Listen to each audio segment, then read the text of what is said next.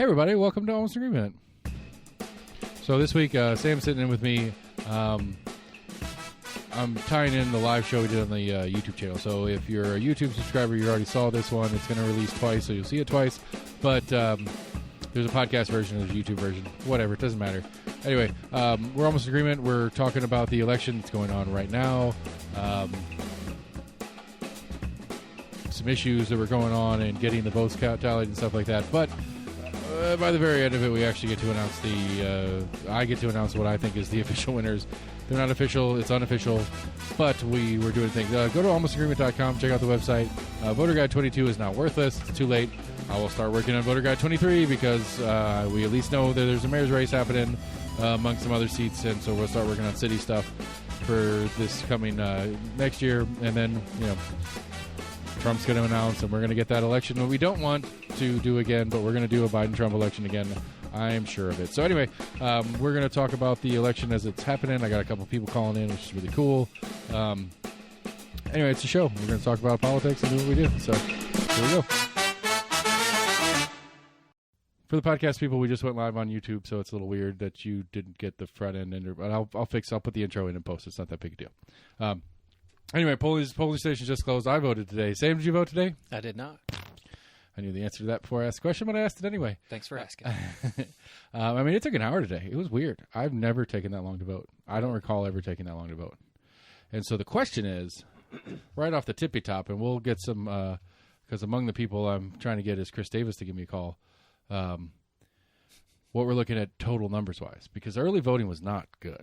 Really? I want to say it was in the 60s. Which for a race that, let's see here, I can't remember, the 2 years ago in the 2020 race, it was a 200,000 plus votes cast. Jesse was saying on their podcast that generally in recent history, these early votings become a little bit less than half of the total. Wow. So if we did 60 already, we're looking at doing like 130. Right. But I say that, but while I was in line, when I finally got up to the guy giving me my actual ballot, I noticed on the little paper, so it's been a while for you to vote, but for everybody that votes, you get the little piece of paper. You put your name and address and you sign it. You go to the little thing, they verify your ID, make sure you're at the right place, and then you go over to the guy, hand it to him, and he hands you your official ballot. You go sit down, fill out the ballot, and turn it in. Well, the guy that you hand it to has like a binder that every time you hand him one, he puts it in the binder.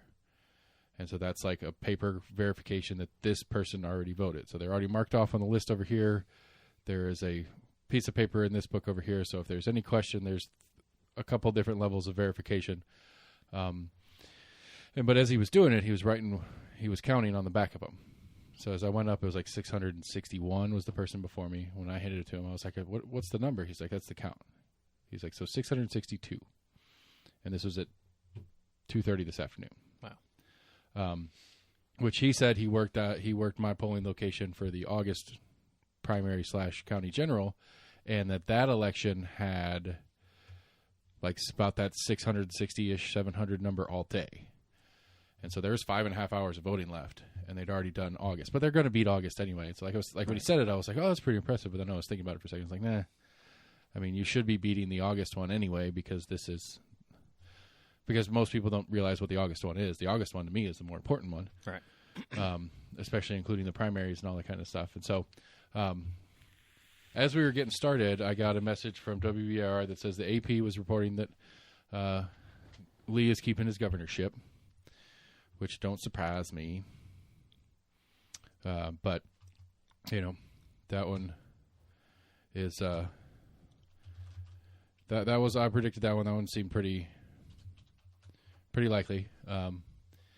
The WBAR's listing of it, they only have what they call hot races, I think is what they call them, hot tickets,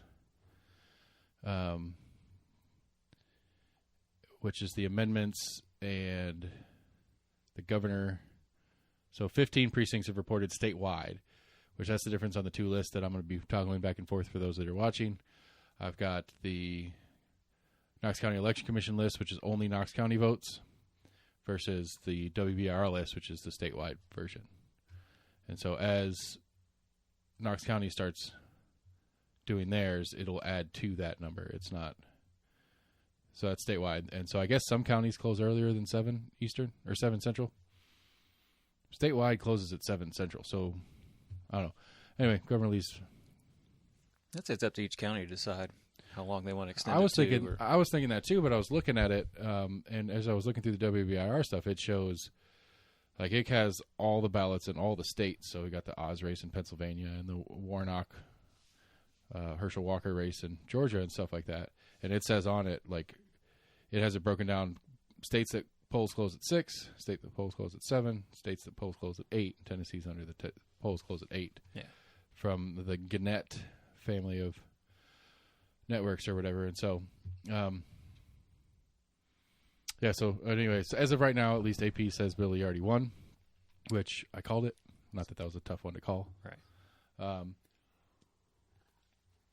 See, I mean, like, I don't know. Like, cause like I said, like, the what do they call it? The races to watch, which to me, this is in WBR's opinion of races that might be competitive, which I don't think the Sam McKenzie Pete Drew race is going to be competitive. I think Sam's going to run away with that one. I think the Kaplan Davis one is. I think Davis is still going to win it. House District 2, but District 90 is not on there, and I think that's a huge one. I think that one's the only one that I think. That's the only one that I think that there's a possibility that my guess of Gloria keeping the seat might be wrong. Right. I think everything else I'm right on, but we'll see as the night progresses. But yeah, anyway, I've got Matt Shears is supposed to call me here in a minute, as well as Daniel Herrera. I'm going to work on getting them on the line as we go through this even in. I don't want to do what I got to do right now. No, I don't. Okay, there it is. Do.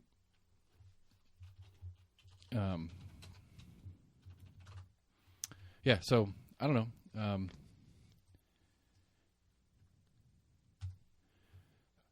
I'm curious what the total is going to be. I'm curious how big this election is going to end up being, because a lot of people seem to feel like Election Day, because I heard a number of people talking about polling places being way busier than they're used to. So I saw there was at least one polling place here in town that was having issues with. Yeah, their printer went down. Like printer's going out, or wasn't printing them dark enough, I think was what I read. Yeah. Well, I mean, what was frustrating to me about it is I was sitting there in line watching people read, sitting at the actual little booth, which is just a folding table with a cardboard divider. Here he is. Over where you Mr. were Matt. at Rocky Hill, too. So, and that's just, and 2 points over in South Hey, Doyle. hey, don't make a phone call and don't listen to who you're talking to. Oh, okay. Sorry, I was talking to somebody else. What's up, buddy? Matt Shears, everybody, the Knox County chair of the Democratic Party. I pulled some strings. I got him on. What's up, buddy? What's the feeling here? Sorry, did you hear me talking about the numbers? I just heard something about Rocky Hill, which I was one of those at least. Yeah. So, I mean, we don't have very many numbers in at all, but it looks like the preliminary numbers that we have, it looks like Greg is overperforming Debbie, Kat, and Annabelle in the precincts that overlap in those. Okay, so... Which is what he needs to be doing. Right. I mean, that makes sense because they all lost, and he needs to do better than they did. I mean... Yep. Yeah, so... No, Kat won. Right. Well, and of the set, other than Kat, what's like, how much does he need to outperform? He probably needs to be anywhere from like 2.5 to 3. Right now on Election Day, again, we're just looking at certain precincts that have come in on Election Day. It looks like he's overperforming by about 2 points. That doesn't account for early voting. Right. So, Rocky, there's a path for Greg, and that path is still open. I get it. Okay, because I ended up. I'll be honest with you. I ended up voting for Greg. I was going to write myself in, and I ended up taking Greg in the race. Oh, really? Wow. It was not my intent on the way in, and so I wrote myself in for governor instead.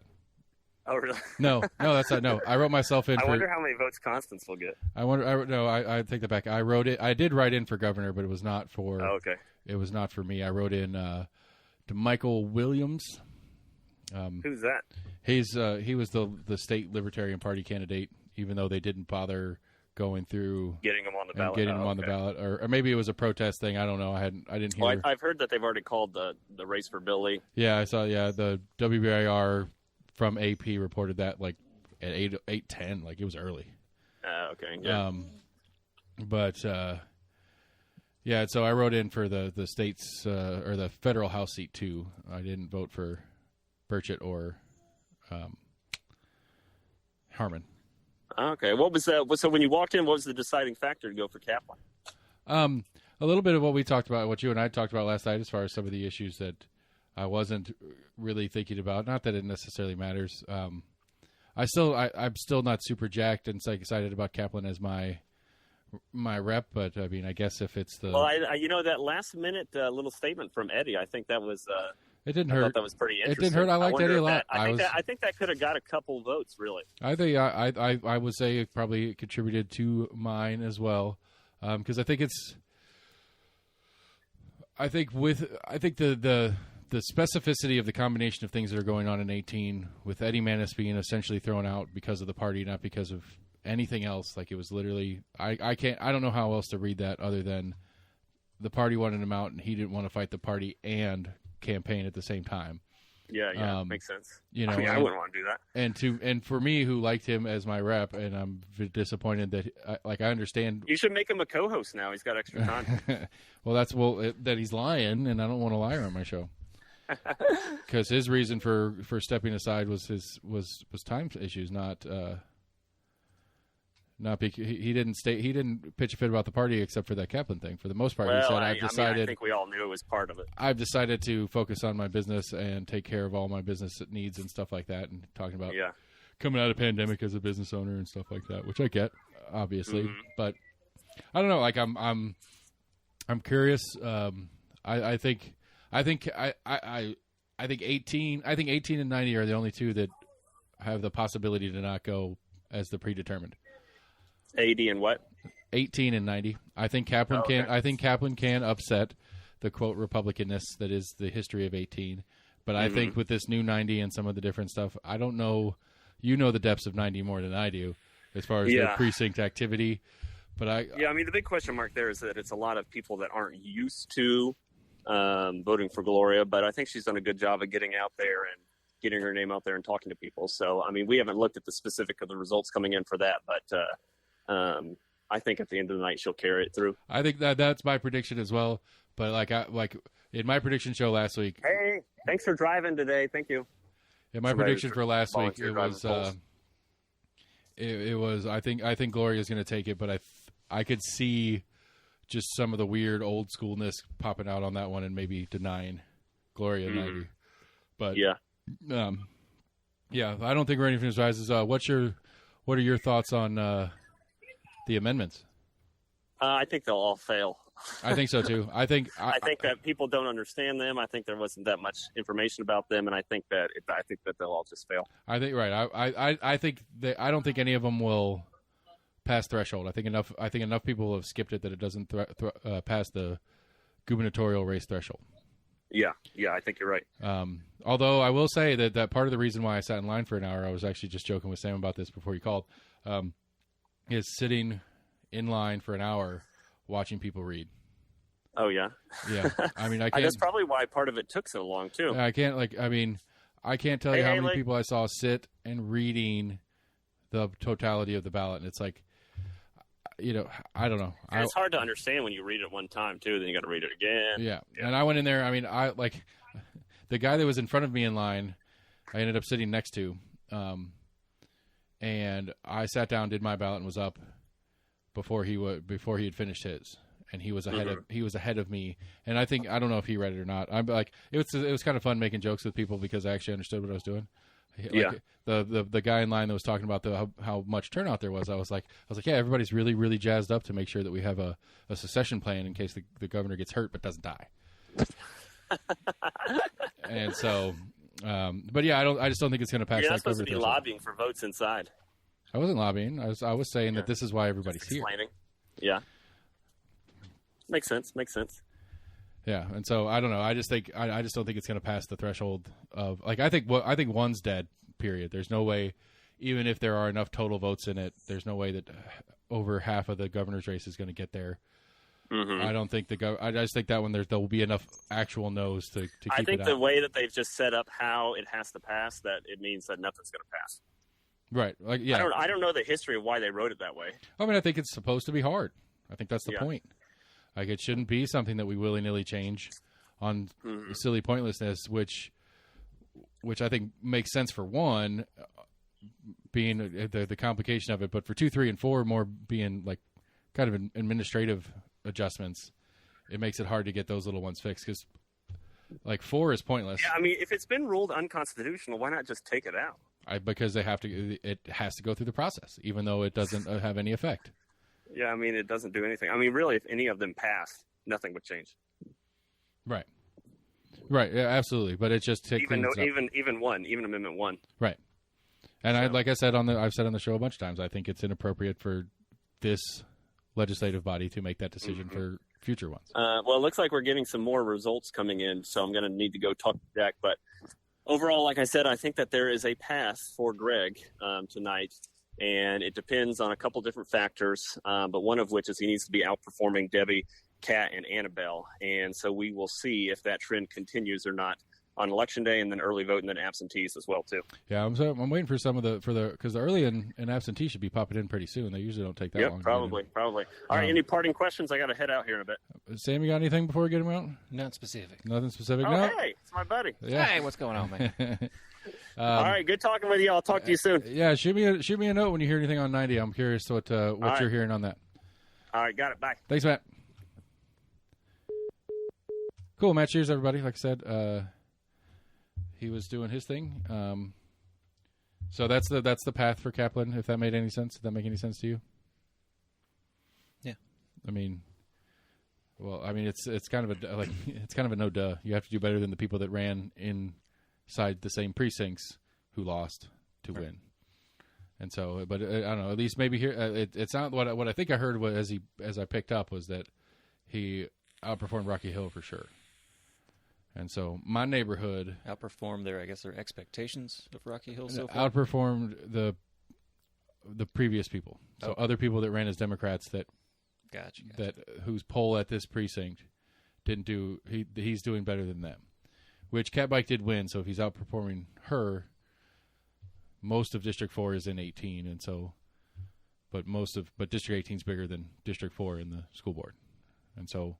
We have to see what these other ones, because 18 now goes down to the south side and does south of the river, southwest Knox County. So that little stretch between the river and the Blount County line is all 18 now, until you get to like Chapman. I think it changes over to Chapman to 13 or 15 or whatever now. Which that precinct, apparently those precincts down there are pretty hard red and very rarely vote anything but red. And so it's a balance game. So, I don't know. Hopefully we'll start seeing some results start coming out we shall see. To get some more on that. So, let me see if I can get Herrera to answer. But, yeah, I think it's, I don't know. It'll be interesting.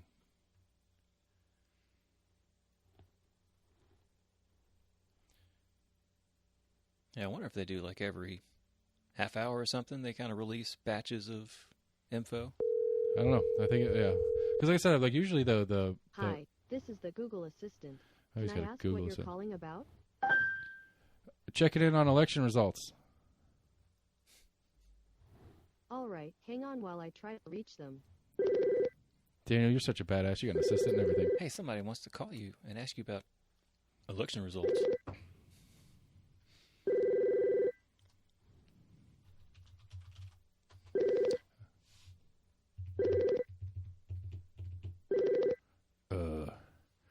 All right, don't make me get Daddy Randy on you. I'll call Randy Pace and have him get on the phone with you. So. Assuming you already reached out to him. Yeah, I talked to everybody. I was about to say, you're trying to call him on election night. All right, we'll try again, Daniel. Sorry. All right, we'll call back. Either he'll call me back or I'll call him again. Right. We'll check it. I'm trying to get Pierce Davis to see what he thinks about total numbers. I'm a little I'm a little shocked at the lines. Like I think it's I don't quite understand why. It was running so much slower this time around than it was in previous times. Because even like the 2020 election where you had, again, the biggest turnout we've had in forever and ever. As far as numbers coming in? No, as far as how long it took me to go through the line. Gotcha. 2020 for the Trump-Biden race, which, again, is the biggest ballot that's ever been in Knox County as far as turnout goes. Do you remember if they had around the same amount of, workers in there? I mean, to my recollection, they always had the same people there. Like, and apparently it's like the same people, but it's like, you know, you have 2 or 3 people that are in the little first section where you sign a little mini piece of paper and take that over to the big book person. And the big book person is like A through D and then E through J and like that. And that's always the same number of people because it's each book. And then there's 1 or 2 people at the printing station. There's one guy at the scanner where you actually put the ballot in and it scans it, and he hands you your sticker, which I already lost my sticker. I didn't even get a picture with my sticker. No. I already have 2 stickers of 2 picture stickers this year, so I don't need a third. I'm okay. I've been disappointed. It was like probably a good 10 years or so ago. Don't remember. Maybe it was 08. Went to go vote. Went to the nearest. I should have double checked before I went, but didn't look to verify my actual precinct. I knew a couple places where they were having it at, and I assumed that the places closest to me was my polling place. Right. Went all the way down to the elementary school, and was literally like the second person in line to actually walk up to the booth or whatever and vote. And they were like, "Oh, sorry, you got to go to this other elementary school. Go over there." And probably had to go to an hour and a half long wait. It's like, wait, what the fuck? I was like, why is everybody over at this one? But nobody was over at the other one that I was just at. Right. I mean, it just depends on the precinct. It depends on the people that live there and whatever. Scott from Compass is going to call me here in a minute, too, so we'll see what he would like to say. What's the word on the street? I don't know where he is. Like, usually Jesse's on the Triple H show. They're doing a special election night thing on 98.7 or whatever, and Jesse's sitting in for part of that or all of that. Normally, they were telling me that one goes to wherever the Democrats are having their, like, headquarters and election party, right, and the other one goes to the Republican version of it, is their normal MO, which I'll ask Scott if when he calls. He's running back and forth between the two. Whether he's and so, but I mean, okay. Anyway, I agree. I think that was actually my prediction on the last episode when I was doing my predictions. Is I agree with Matt. As I don't think any of these amendments are going to pass, just because of the threshold issue, not because I think 2, 3, and 4 will get a majority yeses. I think 1 will actually not even pass in percentage of the total votes on it, but the sum isn't going to be there. Scott, buddy, what's up? Hello, Seth. Scott, how are you tonight? Where are you at tonight? I am in the lobby of the Crown Plaza downtown. Who, the Republicans are at the Crown Plaza?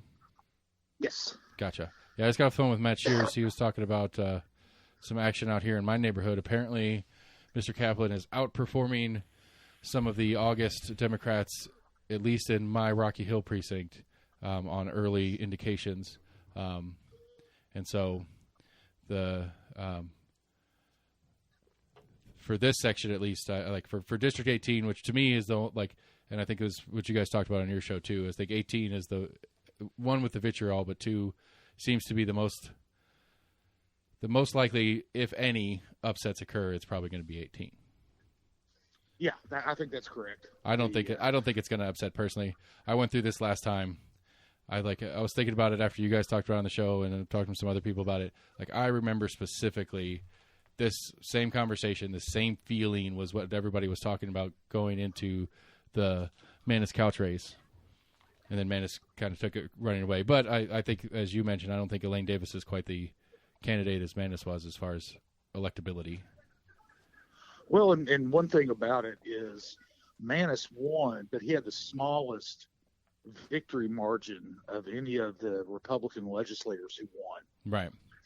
And so, but the question, go ahead.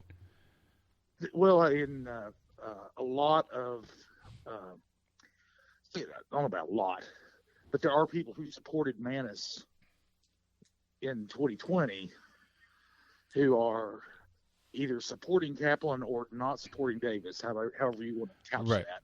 And so, I mean, it could, I'm not going to predict anything.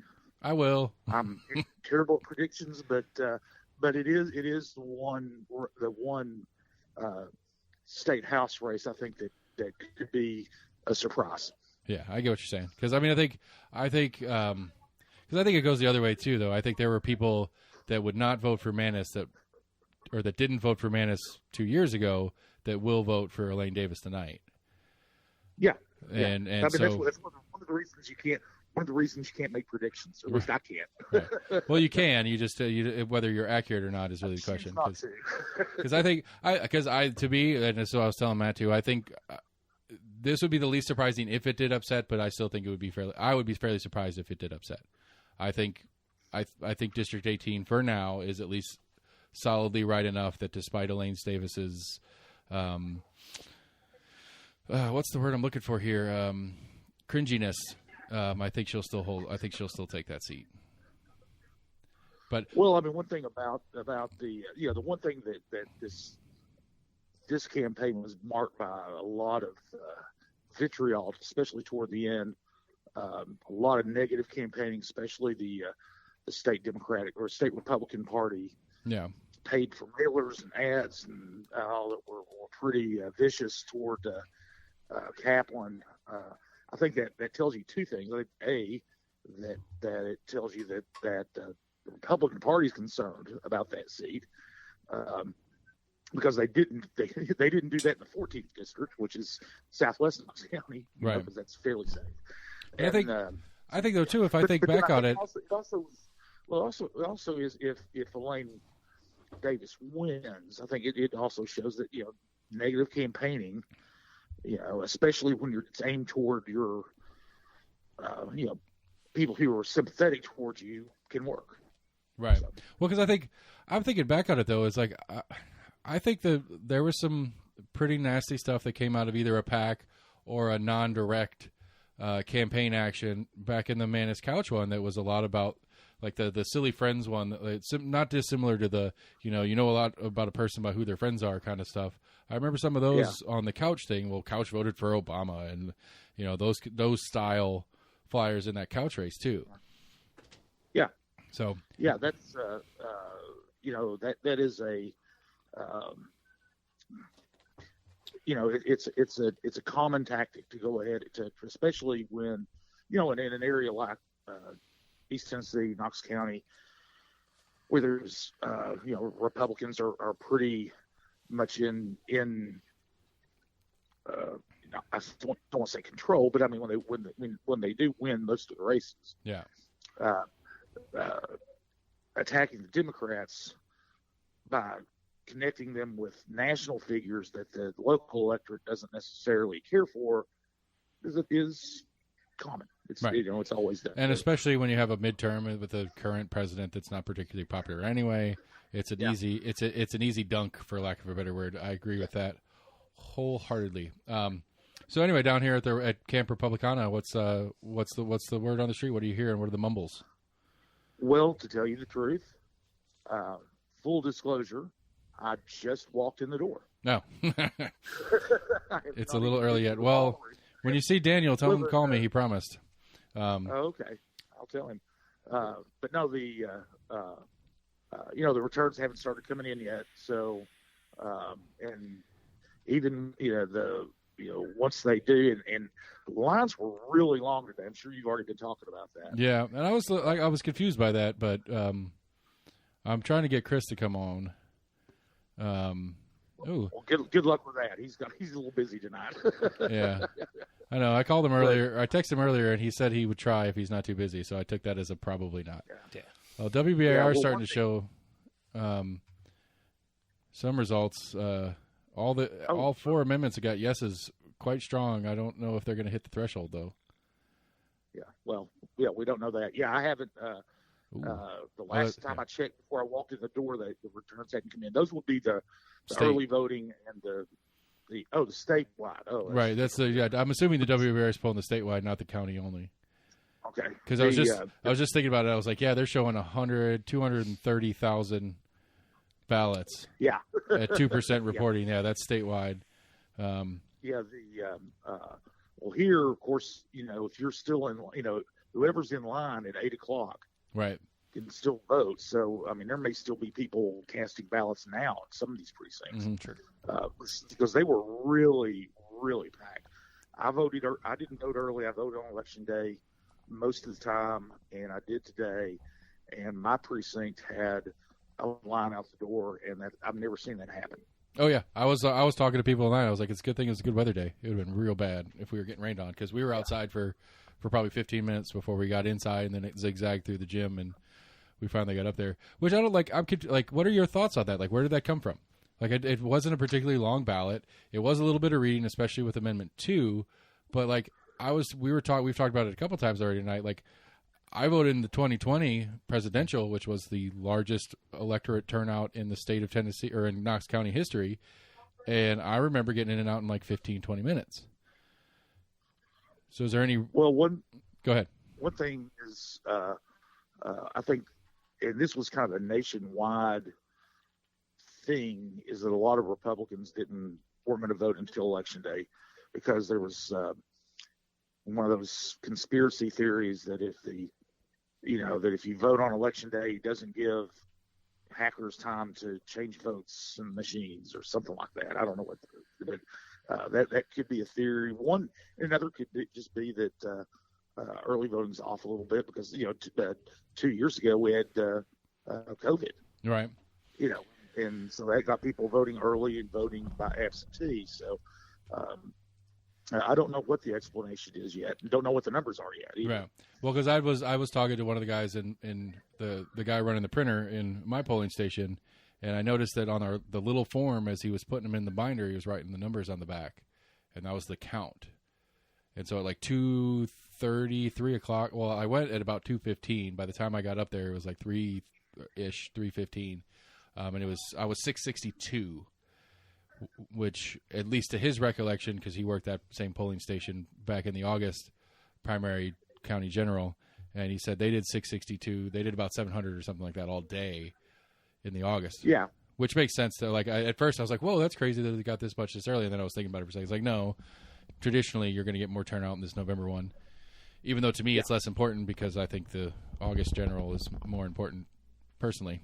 Well, the August general is important for county government. Right. This is more important for state government. Right. So. Exactly. And so, okay. Well, I mean, if there's I don't know, is there anything that you feel like's going on that's worth talking about, or are we just kind of wait and see mode right now? Well, right now we are more or less in wait and see mode. Until the numbers start coming in and we get some kind of idea. And one of the things too is now in many past elections, you could take the early vote and pretty much, the election day vote followed early voting the vote. So, if somebody got 55% of the vote early voting, they'd get about 55% of the election day vote. With the turnout being as high as it is today, anecdotally, as Right. high as it is today, that might be that rule of thumb might be out the window. Right. I was thinking about that because you guys had talked about it on your show this week about, traditionally, at least to your guys' recollection, Knoxville doesn't seem to have that dynamic that at least is discussed in the national politics part of who votes early versus who votes day of. But Yeah. we might be in a different boat here just because Yeah. I don't know. I'm curious what the total number is going to be. Do you recall off the top of your head what our comparable 18 was approximately total? Not off the top of my head. Okay, No, I'm on the election commission website. I don't trust the top of my head. Fair enough. I mean, you let it lets Alabama hats go on it, so there is something wrong with it. Well, all right, Scott. I'll let you get back to work. Me and Sam will chat some other stuff while we're waiting for results. If anything crazy happens and you wanna let me know, I'll take that. I'll take that breaking news. All right. Well, that sounds good. Make sure your listeners know that they can keep up with the Knox County politics. How dare you plug on my show? Yes, Compass Knox, CompassKnox.com and or the Compass Point podcast, which there's a great producer of that show. I don't know who he is, but he does a really good job keeping these two crazies in line. Our producer of our podcast is the best podcast producer I've ever worked with. I will pretend like you've worked with a bunch, so it makes me feel better about myself, even though I know that's not the truth. Well, I've got into my birthday whiskey from you guys, and I appreciate that. And anyway, have a great night, Scott. Like I said, give me a shout if anything crazy happens. Okay, will do. Thanks, Seth. Thanks, buddy. Interesting stuff. Always. It's fun to know. Like it's fun knowing people. It really is. Like I'm a dork. I'm such a It's dork cool. You about it. had someone that was right there in the headquarters. You're like, hey, what's going on down there? Yeah. You know, like I've ever Full on, like newscast. We're going to go to our satellite reporter out there on the ground. Yeah, I mean, I think that's something. Honestly, I think that's something the Compass guys are working towards. Not so much in the live thing, like I'm doing right now, but more in the sense of like the You could have like a wheelhouse of like experts more you people can around, call. so they can so they could take different parts of different stories and assign them to different people, so they can get different outlooks on stuff. I think that's they would like to grow into that, to have a couple of staffers at least, so it's not just them. I mean, hell, like Scott's 58, 57, something like that. I mean, he's got to be at least thinking about retirement at some point. Jesse is a few years younger at like 53, but, you know, getting off of being field reporter and letting him more be editor and publisher, I think is probably something that they're thinking about. So if they can get a couple of staffers. A little less legwork and more editorials. Yeah, and then more, but especially more like condensing it into, you know, so getting a lot of different information from a lot of different places, but not having to be the one to go out there and go out there and do all the phone calls. But I mean, I don't know. I think there's part of it that's the fun. Like I get people as low key and dumb as we are. I get people that'll text and call me and be like, "Hey, did you hear about this?" Like Reginald Jackson, he ran for school board. You remember that guy? Off the top of my head, it's been a couple weeks ago. I wasn't sure exactly what the story is that he was trying to get me to kind of jump on, but apparently Knox County School Security bought like 30 cars.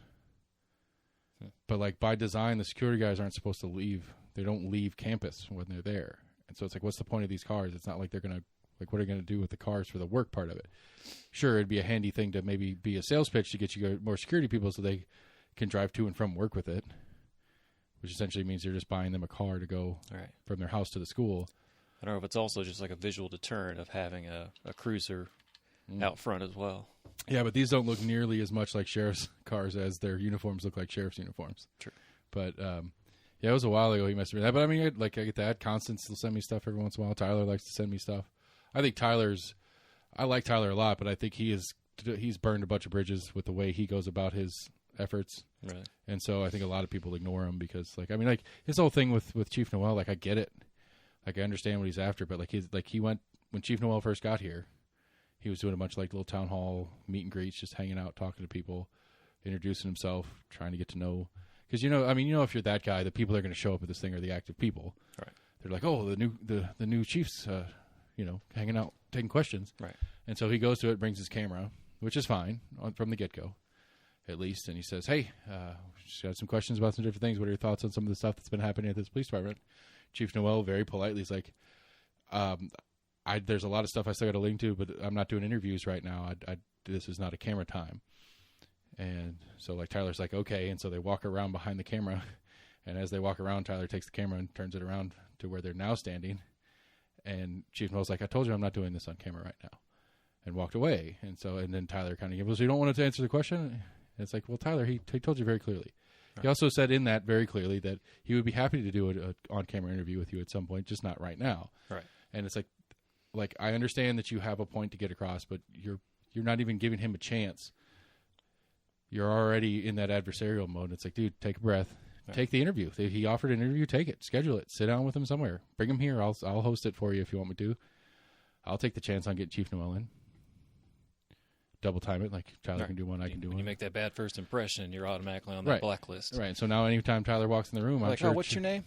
And you turn to your assistant like, okay, make sure that guy's not ever on a list. Right. I'm saying, like, or you're doing a thing and Tyler walks in the room, you're just going to be like, I'm done. I'm not. Right. You know, when he starts walking over to you about to ask a question, like, nah, I will avoid you at all costs.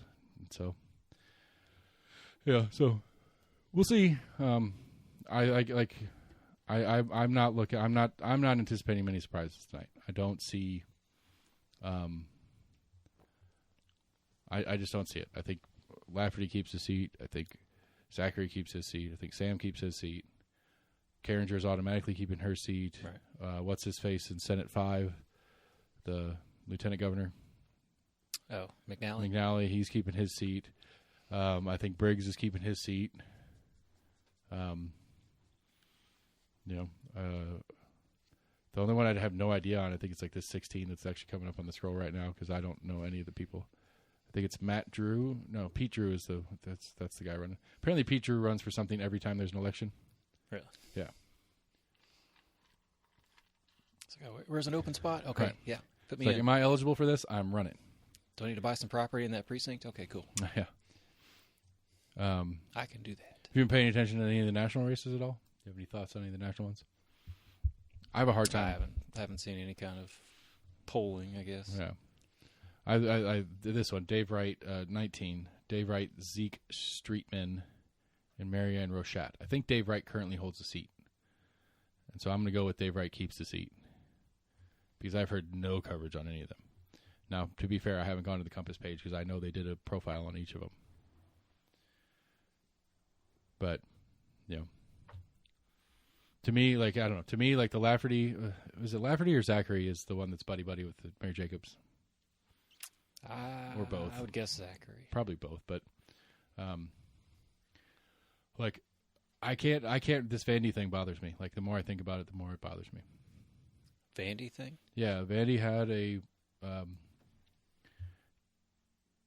I don't know what the title of it was, but basically it's a trans clinic that was inside of Vandy. It's one of the very few places in the state. And they did work for minors. Which we've talked about this before. I'm not a big fan of the idea of transitioning either chemically or physically or hormonally or surgically. I'm not a fan of it for kids. I don't think it's a good idea. But I can't tell a kid or his parents or the combination of them two that they can't do that. That's not. I can't wrap my hand around that part of it. So I don't like the idea that the thing exists. But it is not, I don't believe I have the right to tell them they can't. That's how I stand on it. But Zachary and they're like, it was like 30 or 40 something state legislators wrote a letter to Vandy, and Vandy has since shut the clinic down. Really? Damn. Basically under threat that the state is going to make it illegal for what they were doing anyway. And so maybe in an attempt to try to keep it from getting actually legislated, they just went ahead and shut it down, hoping that the state doesn't write any law on it. And so maybe as the body changes around a little bit, they can go back to doing what they're doing. But again, like the Zachary part, the problem I have with the Zachary part of it is Zachary he's been running on parents' choice for schools, parents' rights. Right. But not in this one. Right. I want you to make the choice because you're the parent, except for this thing. I'm going to make that choice for you. It's like, how do you justify that thought process? Like, I think that's one of the problems I have in general. That's one of the problems I have in politics in general, in governance in general, is this idea that I'm allowed to make this decision for you. And that's core libertarianism to me. Is at the end of the day, I'm not allowed to make that decision for you. I can't imagine a thing that I'm allowed to make a decision for you on. I don't know. I'm sure there's some examples. And but again, it goes into like we've had age of consent conversations or age of relevancy or whatever, like all the different, like how old should you be to do X? Should you be 16 to drive, 18 to drive, 18 to smoke, 21 to smoke, 18 for military service, all those things. Like the libertarian problem I have with that one is it doesn't make any sense. It's an arbitrary number where you just pick and choose. And I think it's weird that you could be mature enough for one thing but not another. I think that makes it, like, it should at least be a consistent number. But even in that, I have a hard time rationalizing that because at the end of the day, we as a society are picking for you what you can and can't do with your life, and that doesn't make sense to me. Ever. Yeah, ever. Because the only exception to be that is like, well, then you're saying that you're allowed to kill people because you're not allowed to tell them not to. It's like, well, yeah, but they're not allowed to kill you because that's choosing for you whether you're allowed to live. So that doesn't make any sense either. So in your logic, you shouldn't even be able to tell that person you can't kill people. Right, because it is implied in the idea of liberty that you can't kill somebody because you are taking liberty away from somebody else. In the same way that me telling you when you're 18 that you're not allowed to smoke, but you are when you're 21, I'm taking liberty away from you by saying that you're not old enough. Well, by killing you, I'm taking liberty away from you for anything you wanted to do. And that's where that's a struggle that I have in the conversation.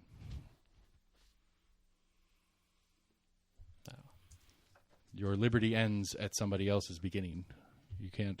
What is the old saying? It's like your freedom ends where your fist ends and my nose begins, or something like that. Yeah, something like that. I'm a fairly firm believer in the general premise of that. I was surprised how many just straight independents that were listed for governor. Oh yeah, there's like 10. It was like one Republican, one Democrat, like 8 independents. Yeah. Which essentially all they do is hamstring each other, but that's all that's going to happen. They're going to.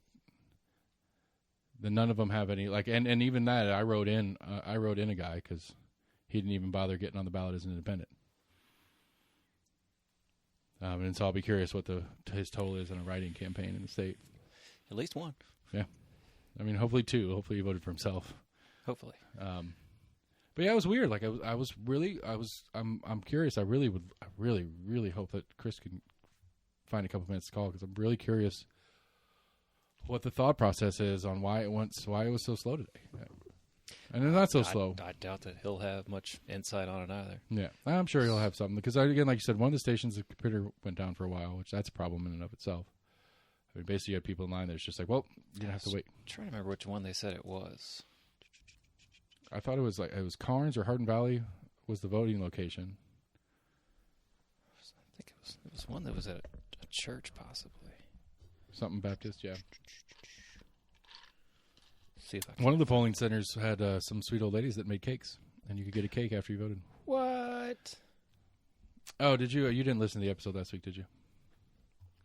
Of course not. Nope. All right, so That's the one you did all by yourself. Yeah, my good friend Brian.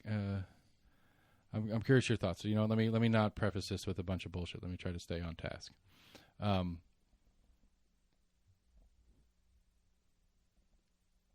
What would your definition of voter intimidation be?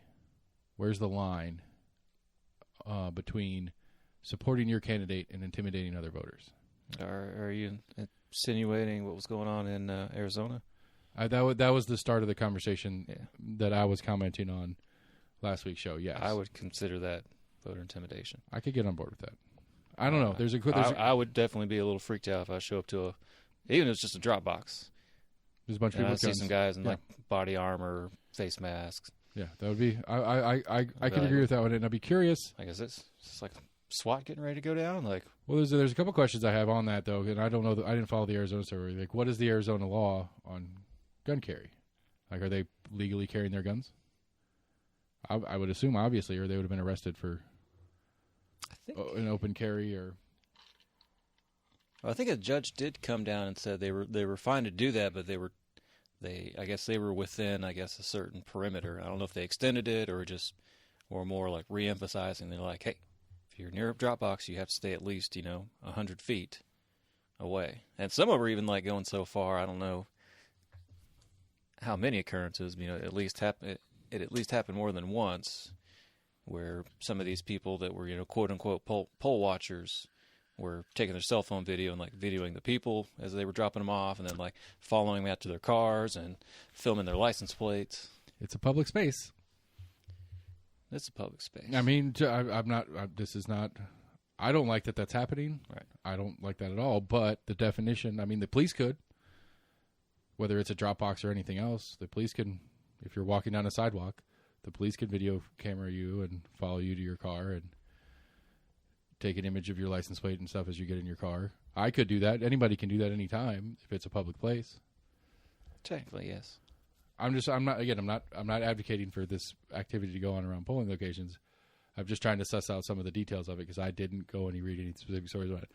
I mean, following someone like that with your phone, I don't know the exact like language in like a stalking law, but I mean that could be considered stalking as well.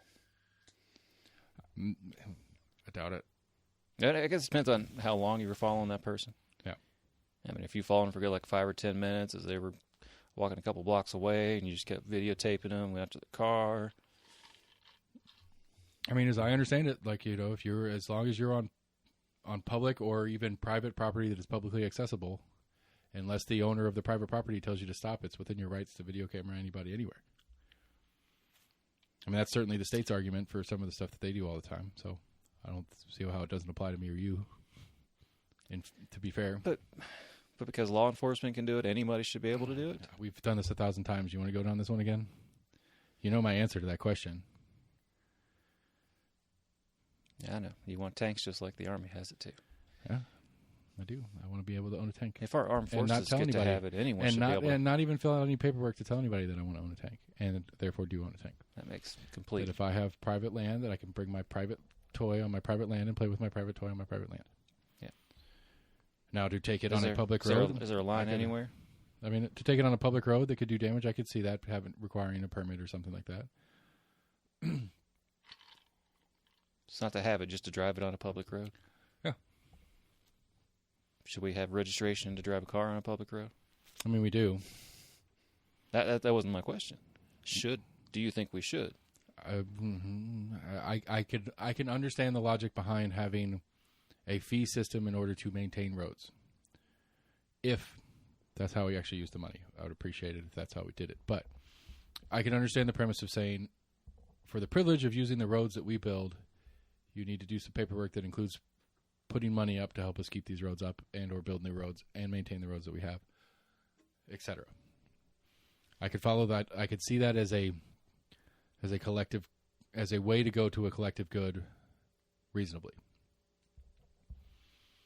which I'm concerned about. Well, I think registration more protects someone from stealing your car and trying to claim it as theirs. Because without that registration, nothing else ties you to that car outside of you having the title. But how many people have their car paid off where they have title in hand? I mean, Not that many people have The- a way to the- prove that literally that I mean, if the bank owns the car, part of property is theirs. if the bank owns the car, which who would hold the title if you have a loan, Right. they know who's paying the loan, and I would say that they would protect that asset for their client in the same sense. We've done this before. Yeah, too. but I mean, I absolutely disagree that there's any point to. In an instance, at this time of night, you and somebody else are arguing over whose car that is. You can't call the bank now to have them verify. Okay. So how else does that police officer that's trying to make a decision right then and there, how does he determine whose car it is and whose car it isn't without that registration? I mean, I would So say you're I going to could say, produce.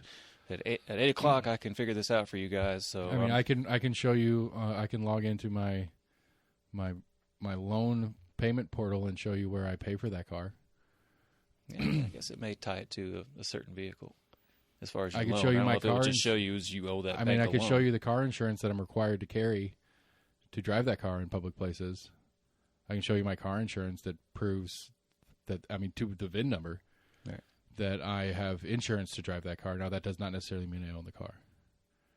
Now, if you were in some weird situation where both people that are saying that's my car have insurance on that car with the VIN number, sure, we get some They call complicated. the general real quick. They're like, "Hey, I need to insure this car." Blah blah blah blah blah. Yeah, while the police are there filling out paperwork. Can you go and send me an email real quick? This verifies it. I guess somebody could. True. But, yeah, hold on a second, officer, as you sneak up to the car and take a picture of the VIN number real quick so you can read it off to the guy over the phone to keep your thing happy. Again, I don't I acknowledge the collective good that is the roadways, and I acknowledge that registration is a good way to collect funds to help maintain and grow the infrastructure. I acknowledge that as a thing. Was that a work You line? acknowledge that it exists as a thing. I do. I acknowledge it as a. The fuck is that? But I mean, I could get behind the premise of why that exists. Yeah. To should or should not is not the place I would put that on. Like, to me, if I'm going to go hardcore libertarian on it, which I don't think I am a hardcore libertarian, but the hardcore libertarian says all roadways should be private, and the owner of the roadway can charge fee however he wishes on how to keep up and maintain with it. But I see. Do you think that's feasible? Feasible? That concept of the the entire U.S., all of our roadways being private. I think it would be very difficult to function in a system that way. I acknowledge that as a thing, which is, again, one of the reasons I just why played the Smith toll, and I got to pay the Jones toll, and I don't know, but think about it in a more. I would certainly think that there would the infrastructure as it grew in the way it grows its things, that there would, especially in the digital age, that there would be easy ways to do it. Which I think I find this really weird in Florida, the Sun Toll Road or whatever. Yeah. There's no booths. There's no stations. You just drive on the road, and they take a picture of your license plate. No. Okay, well, the one that I went on to get to Disney, it just says drive. And we will send you a bill in the mail. Right. I think Watt Road's got things like that. Or it almost kind of looks like one of the large old school like cameras, but it's like up over the interstate. Right, that's like an RFID reader for the trucks. Right. But I'm talking about like an I actual... think it's for them to like okay them, I guess, bypassing the way station. Or I guess they can put in there like, hey, I stopped at a way station not too far back. I don't know. That's the fast pass for trucks. So I'm talking about the actual Florida toll road. Right, I know what you're talking not about. The interstates, the toll road. The one that we went on that was from, I guess it was from 75 into Orlando. Yeah. I think more and more are digital, but there are actual like booths. But I mean, some of them are unmanned where they just got that basket and you got to throw like $1.25 in quarters. Right. Well, the problem is it's not like $3.50 a mile or something ridiculous like that, and so to have all that in quarters is a lot to do. But my point is that they take a picture of your license plate and send you a bill. So that means that this private company that owns the toll road has access to the national license plate database. Because they take a picture. Right. Probably the computer does all the work for them, and it says Tennessee plate X, W526, whatever. I don't know if they would necessarily have access. Maybe they were able to put in a request to that particular state as an official. I'm assuming they've got some kind of official, quote unquote, kind of body clearance. But send them like an email, every day. Hey, we need contact on this, and this, or whatever. I mean, what is and so does each state verify that the person who owns that plate was actually in the state at the time? Like, I don't like it doesn't matter. They have access to the database. Do they get to go in there? Well, no, it just goes to the owner of that vehicle. Do they get to go in and freely kick around and do whatever? No, I get that part. Well, it's then on you. I mean, as the owner of the car, you are still responsible for that vehicle, whether you let someone borrow it. No, it's still on them. That's not my point at all. My point is that can I do that? Can I just call Wyoming and be like, hey, can you give me the name and address for the person who has this license plate? No, that's what I was saying. I'm assuming they have not necessarily a clearance, but I guess have some kind of standing with other states as a known, camera enforcement agency or whatever, camera enforcement company. And I'm assuming they have some kind of relationship. I don't think they went into it willy-nilly like, oh, shit, this is the first California plate. We should probably try to call somebody in California and figure out how we're going to do this. It's probably a huge multi-million-dollar contract with the state of Florida, at least, which gives them probably some level of clearance. I don't know. I'm just saying it's a private company that has access to government file work. That's kind of weird to me. I don't think they have access to the complete database where they can just type it in and have it pop up. I would think they could probably more. I would think it's exactly that they submit the plate and I think maybe they would like outsource it to like the Florida Department of Transportation or whatever. Maybe that also has access to other states' Department of Transportation. And then it's a tax revenue bit for the state department of whatever that's doing the legwork for this toll company, and they get a pinch off of it, and it goes into tax income and stuff like that too. I'm just saying anyway. Does it make kind of sense now? Does it seem a little less sketchy as you imagined? No, it still seems a little sketchy, but I think the idea that this road's this and then this road's that one and this road's that one, and you have all these different. I mean, essentially, what you'd end up doing is having some sort of subscription service. Well, I mean, hell, we can't get people to sign up for how many roads you see out there. It's like sign up for a litter pickup. Well, I mean, you think people are going to fucking sign up to take care of and pay to keep up that road? But I think at least in the libertarian idealist model, which again I'm not on board with 100%. I've been trying to distance myself from that. I've been talking about this for weeks because I don't like the phrasing, because the phrasing brings up crazy shit like libertarian, so you can kill each other. It's like, no, they fucking don't. That's pretty top of their list of things you can't do, even in a libertarian society. But like I think of it, I think potentially it could be like our internet services are. I have Comcast. I have AT&T. When I'm in a certain place, I use this one. In a certain place, I use that one. I have to log in. They know it's me, and I pay a certain amount for it. And as things move around, I move back and forth. So, man, one of these results going to come up. What are we waiting on, Chris? For a while. Usually the earlies and absentees pop up within the hour. But I mean, it took an hour to get through line. So, if there were people in line at 8 o'clock, they're just now getting in. All right. My parents were asking if we were one of the states that could start counting mail-in ballots before close of the polls. I said, I don't think so, but I don't know. I think they do. They just can't report. I think they do. Well, I mean, it's all digitized anyway. I mean, they scan the thing. Scanning the ballot. Right, and it goes into the whatever. And I think as soon as the polls officially close, once the last ballot is cast, they hit go, and all those come out because they've been sitting there.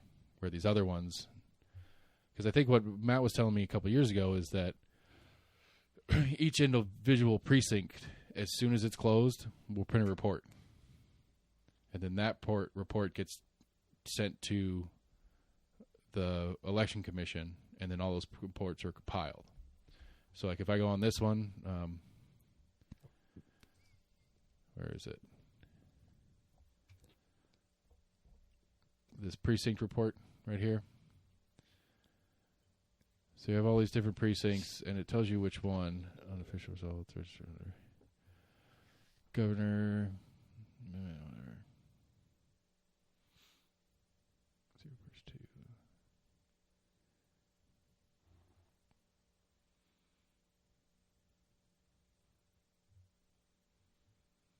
I don't think this document is going to show anything. I mean, yeah, because nothing's reported yet. But right. What I'm saying is, though, like, well, so yeah, runtime was 1:01 p.m. Right. So let's say this one was mine at Rocky Hill, right? This report will get printed off at Rocky Hill, and then it gets taken to the election commission, and then they get compiled. And after they get compiled, you get to, they come off of one of these ones. Cumulative. Right. So the cumulative is all the precincts piled down into one. But, yeah. So, alas, we're still waiting. So, waiting game. Who's going to count the fastest? Yeah, nobody. It's just going to keep going. Like I said, I'm not expecting anything shocking. I don't see it. I can't remember what I was reading or watching, but I think it was some kind of county in Arizona that I think it was going back and forth through the different courts where this one county wanted to straight up do hand counting for all of them. And I think at one point they were doing some of the early hand counting, and it took them like an hour and a half to go through 50 ballots. Ridiculous. Yeah. I think they were like, what the fuck? Like, it's been an hour and a half and we've gone through 50 ballots. They're like, yeah. I mean, I was a little like... I tried to tell you that this is a really slow process, and it is notoriously less accurate than actually like having the computer count this. Yeah. You have more human error. I get it on the... like, I forget that we have 100 and something precincts, but I was really like... The idea that 600, 700 people was a big number was kind of shocking to me. As far as when I was voting, he said I was number 662 of the day. I was like, that's it? Yeah. And then I was like, well, there's 103 precincts in Knox County. So many people were sitting there for 10, 15 minutes. Mm-hmm. But yeah, he said from the second they opened at 8 o'clock this morning, they had people constant. A little bit of line all the time. All right, so for the YouTube watchers, you're just going to get some dead air for a minute. I'm going to go say goodnight to the kids real quick. All right. Good night to the kids, everybody. Good night. No, not you kids, my kids. Your kids. So I've been sipping on this should I say it louder so they can Castle hear me? and Key for my video audience. That way, non-sponsored beverage. I'm not really digging on it. I'm not going to lie. It's a little bit... Any questions pop up on the YouTube yet? No, I got no YouTube questions. I got people watching, it says, at least according to the stat thingy. So I was joking when you walked away. I was like, what, you got like 1, 2? Some. We'll sort of leave you guys in the dark. I don't think anybody was there. Well, throw us a chat. Ask us a question. Seriously. Holler at your boys. Yeah, well, as per usual, Daniel Herrera disappoints me. Son of a bitch. I mean, it is election night. It is election night indeed. But, I mean, he said he would. He promised. Did he? Promise Did he promise? Yeah. Do you want me to read it to you? I'll read it to you. No, I'll take your word for it. Oh. Well, it sounds like you're not taking my word for it. Anyway. What were we talking about before that? Talking about private roads and whatever. Oh, that really all started with the Zachary. I can't get by, like, I can't rationalize the idea of Zachary, and I think Lafferty's in on it, but he's not as vocal about it. But Zachary is kind of one of the principal figures in this Vandy trans health clinic and getting it shut down. And I think it's shitty. I just think I do. I don't. It doesn't matter. My point is, I don't have the right to condone, or it doesn't matter whether I condone it or not. I don't have the right to say you can't do that. I just don't. It doesn't make sense to me. All right, it's not something you agree with, but you got no dog in that fight. It's not even that. Like, I would take issue with it if they were doing it without parental. Like if a 14-year-old walked in there and said, I want to change genders, and they performed a surgery with no parental, I'd have a problem with that. But if the parents are on board and they go through some, I mean, because again, as I understand it, this Vandy clinics, it's a very lengthy process. Right. It's not like you just walk in and they snip it and call it a day. They go through. Well, there's counseling. Are you available next week? There's counseling, and there's mental health people they're involved, and there's hormone specialists and this, that, and the other. And so, again, if the thing exists, they're going to do it. And so do it as safely as you can do it. I mean, again, the point is not what the procedure is. The idea is that, because I mean, again, like I think Marsha Blackburn was tweeted about how excited she was that they were shutting this clinic down or whatever. I was like, how old were you when you got your ears pierced? Yeah, is that or is it not genital mutilation, but is that mutilation of a minor? I mean, there's parents that take their high schoolers in for like breast augmentation. Mm-hmm. I mean, so they can be popular. We're in conversation with so their kid, can be popular. I mean, we're in conversation, me and the missus, about whether or not we're going to take our tonsils out of our youngest. Is that mutilation of a child? No. Why not? Because it's medically, it's socially acceptable to get your tonsils removed. It's not socially acceptable to get your balls removed. It's generally not done until recommended by the doctor. I mean, I'm pretty sure. I've still got mine. I got mine too. I just never had a bad enough sore throat or bad enough infection. They were like, "Hey, you should think about taking this out." Yeah, I mean they kind of did with us. Like, I mean, they told like his doctor said you might need to look at this. We took him to an ear, nose, and throat guy. He's like, "Yeah, we can." Our doctor was like, "You probably should look into this." The ear, nose, and throat guy was like, "Me, whatever you want to do." Like, I mean, it's really like, it's up to you guys. Yeah. And so again, but I mean, I think years ago did like tonsils and adenoids. But my point is, I think it's analogous in the sense that we had conversation. We've had conversations with the doctor on whether it's something that would be good for the health of our child. They say, yeah, we think it probably could be good, but it's not something that's like life and death important that we have to do it. But it could be a positive. It's up to you guys. Put some thought into it and get back to us. I think it's quite analogous, personally. It's permanent. You can't take it back. It doesn't. You can't put them back in. And it's a minor.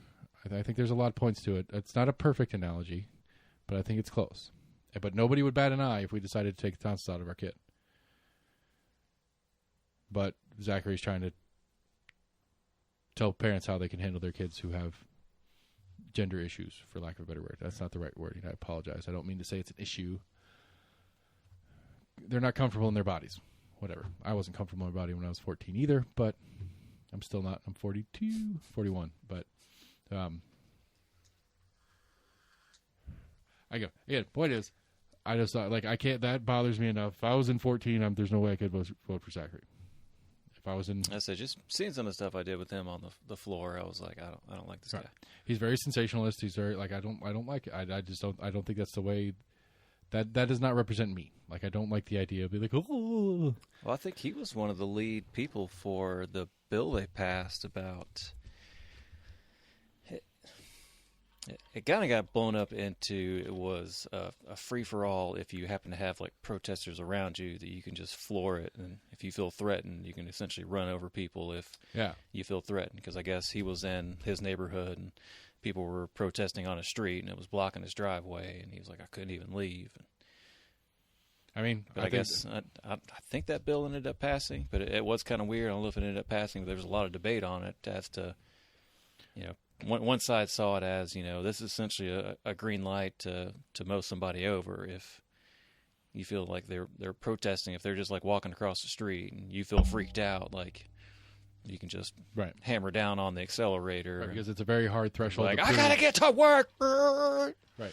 You can't block my way. It's a very hard threshold to prove that you weren't. It's like, wait, we're also doing a First Amendment protected right of out here protesting. Like, we're not And there's a difference between just straight up blocking traffic. But Or I mean, but I just kind of enough get it at people, the same walking time down too. the It's like street. I got into it. I didn't get into it, but there was this kind of fucking crazy dude on Central by the news store, and he's like, "Hey man, you got anything?" I was like, "No, I got nothing for you, man. I'm sorry, or whatever." I was trying to be polite and nice, but he's like, "Come on, you gotta have something." And he stood behind my car, and I was trying to back out of the space I was in because I had somewhere to be, and he stood behind my car and started yelling at me. I'm like, "Dude, I got nothing for you." And I certainly, if I had something for you, I'm not giving it to you now that you're trying to not let me leave and take care of what I need to take care of. Right. Like where there's, I wasn't threatened per se that, I mean, he could have punched me or my car, but I didn't feel any real sense of threat like I was going to die. But there's a line somewhere. I'm allowed to protect my things, and my car is one of my things. Right. But it's hard to say I'm trying to protect my thing by running somebody over with the thing that I'm damaging in the process. Right. So that's a little bit of a loose argument. But I'm just saying, there's a line somewhere in that. And when you get, especially in some of the mob situations that happen in some of these protests, I could see being stuck in your car and feeling very threatened. Right. And then, it's like, well, I can't do anything. I can't move. If I hit the gas and hit this person, it's now attempted vehicular homicide or something like that, and I don't want to go to jail for that. But these people are banging on the doors and the hood and screaming at me and saying crazy things to me, and I'm stuck here. I can sympathize with the idea of wanting to be like, fuck it. Right, but that's a much more rare occurrence that they're actually banging on somebody's Again, car versus right. just walking in the streets and blocking your route. Basically, right, and like you said, the bill road. was fairly nonspecific. Seemed to be fairly nonspecific about the threshold of where this line is of threat. Right. But but still, it's the same. I mean, it's the same as being an abortion doctor right now. You have to prove that it was self-defense. It's not a assumed one. That's the craziness. I mean, there are no abortion doctors now, but if you were to perform an abortion under the auspices that it was to save the life of the mother, you would now have to prove that in court, which is fucking crazy. Right. Which again, I don't particularly care for that one either. That's the one that's a little. I don't think that's. I don't think that's the appropriate way to go about it. But at the same time, I don't think the Democrats ran a good campaign against it. Because all they talk about is exceptions, and everybody and their brother knows they don't want just the exceptions. I don't know if that was them just trying to find some kind of common ground, or at least something to focus on that they thought made the other side look worse. Is they're not even at least willing to concede a few exceptions. They're like, not even in rape. And they're like, no, not even incest. Like, no, nothing. They were pushing back of those people that would saying no exceptions whatsoever. Well, I'm assuming it's just kind of like the Democrats. It's like, we're at least willing to concede, and they're like, only in these rare circumstances, where the other side right, is saying but again, as none whatsoever. For the affirmative vote part of it, if I was somebody who believed in a 20-week abortion threshold or something like that, more range in it, not having to have some exceptionable rule on why you could or couldn't have one. If I'm that person and you want me activated to vote for you, I don't want to hear about exception only. I want to hear, what we would like is this, but we'll start with some exceptions. Right. But all they ran on is exceptions. Greg did it when he was in here. Amanda Collins did it when she was in here. I actually put Amanda on the spot. I was like, I hear you on the exceptions thing and how that's problematic, but where would you actually like it to be? Were they saying that there should be at least be exceptions? Right. They're when I mean, I guess even in Tennessee they were saying, hey, we should at least have exceptions. Like, we know we're in the minority here. We're pushing for at least some exceptions. But I didn't take it as when you say it, at least some exceptions. That's not how it was. I felt it was presented. As I said, I'm not sure. sure. It was presented to me as that we should have these exceptions. Right. Not, we would like it to be here, but we'll settle at least for an immediate exception set, and then we can talk about trying to find the right line in the right place. But it was always just the exceptions. And so if I'm somebody who believes that it's a human right for the female body autonomy thing, you're not even giving me that if I'm a Democrat. Like, if I'm a Democrat and you're the Democrat running, you're not even giving me the truth. The truth that I want to hear, that is probably the truth that you feel, but for campaigning purposes, you're playing just this exception line. It's like, nah, come on. Give us the truth. Because some of us that are independent voters, we might actually want what you're actually after instead of just the exception too. And I think they short sold it. I think nationally it's been short sold on a lot of these races that are running on it, because the Democrats nationally have been running on the abortion issue, but they keep running on the exceptions or the lack of exceptions being the problem. And it's like, well, run on accepting that as a concession in the middle ground, but that's not what you actually want, because that's not what your voters want. I'd say most voters who are pro-choice are not pro-exception choice. They're pro-choice. But you're not even giving them that, which I don't think changes your odds of winning. I don't think that's a... People that are anti-abortion are anti-abortion, and they're not going to vote for you no matter what, exception or not.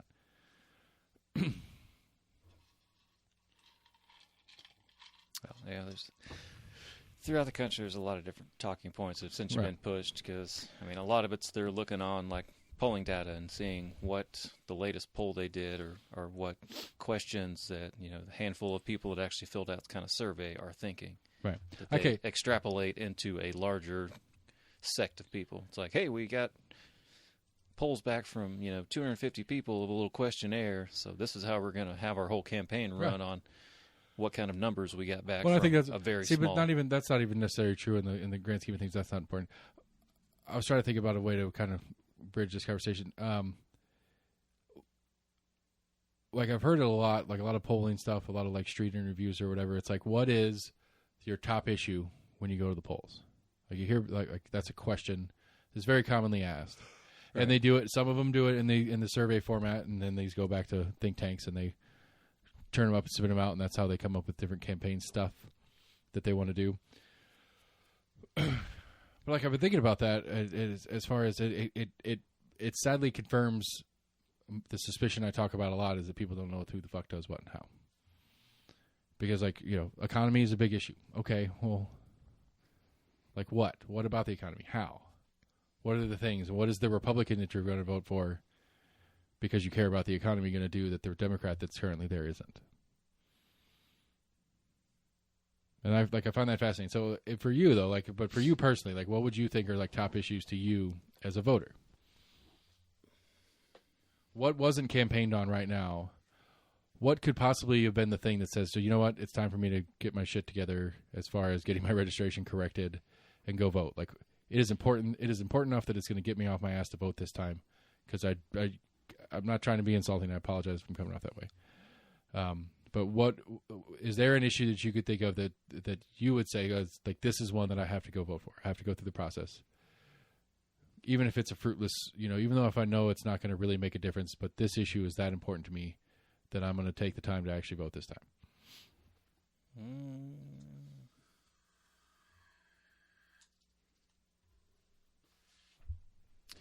I mean, I think there was, there's been a couple quote unquote infrastructure bills, but I think that's one thing that's been constantly neglected for I agree, over 20, 30 years. I'm very confused. It's a lot of been like kicking that can down the road till somebody else really wants to. Well, and I think Larson, we need to spend money on this. Yeah, I think Larson said it best when I had him in here forever ago. It's like, you don't win for being proactive in infrastructure. Yeah. It's not a political win for you, and I think that's true across the board. I give Larson kudos for saying it out loud, because you go and you spend the money intelligently. That means you are proactive. You're ahead of the curve. Right. But then everybody looks at you and says, he spent $20 billion on this thing. Yeah, but it was about to break. I don't think you realize how close this thing was to breaking. Right. It's one of those, you don't see it until it's gone, or until it's a problem. Right. And then you're like, why didn't you fix this sooner? It's like, well, like the bridge going over from Tennessee into on 40. Yeah, into Arkansas, Texarkana, I guess. Yeah, I had enough structural. Now there's a 3-inch gap, and completely in the middle. I just and they're like, hey, we're going to have to shut down a major interstate that runs across the entire interstate for a good 3 or 4 months while we fix this. But even on that, though, I mean, that's something that is talked about. But that's not an activating issue for you. Like, what would be an issue that would activate you? Like, actually activate. I think some people talk about it, but there's not really much that's actually a push to be done for it. And finally be like, hey, we need to upgrade our water treatment facilities. We have that issue all across the U.S. Well, see, but I think the problem with that, with what you're saying, I agree with you. But I think the campaign problem with that is people say it all the time, right? And it's just gotten to the point where it's like, well, yeah, everybody wants good roads and good schools. You know, we want great schools. We want great roads. We need to invest in our future as a state. But I mean, as far as like fixing the failing things that have been like graded on like a D to D plus rating consistently Right. for the past 10, 20 years. Right, but my point is that like I agree with you. I just think that it's not a real truly activating issue because it's been an issue that's been run on, but still continues to not get anything done. If a politician says to you, you could say that about many of the even just general talking points Right. consistently through any. but that's what I'm election. saying. That's why I'm trying to focus on a particular. I'm trying to find a singular issue for you that will get you across that bridge to go vote. Right. Because again, like plenty of people run on it and talk about it and stuff like that, but obviously it's not enough to get you to say, okay, you know what, I'm going to put forth the effort to vote for that person. What does that person need to have? What do they need to be talking about?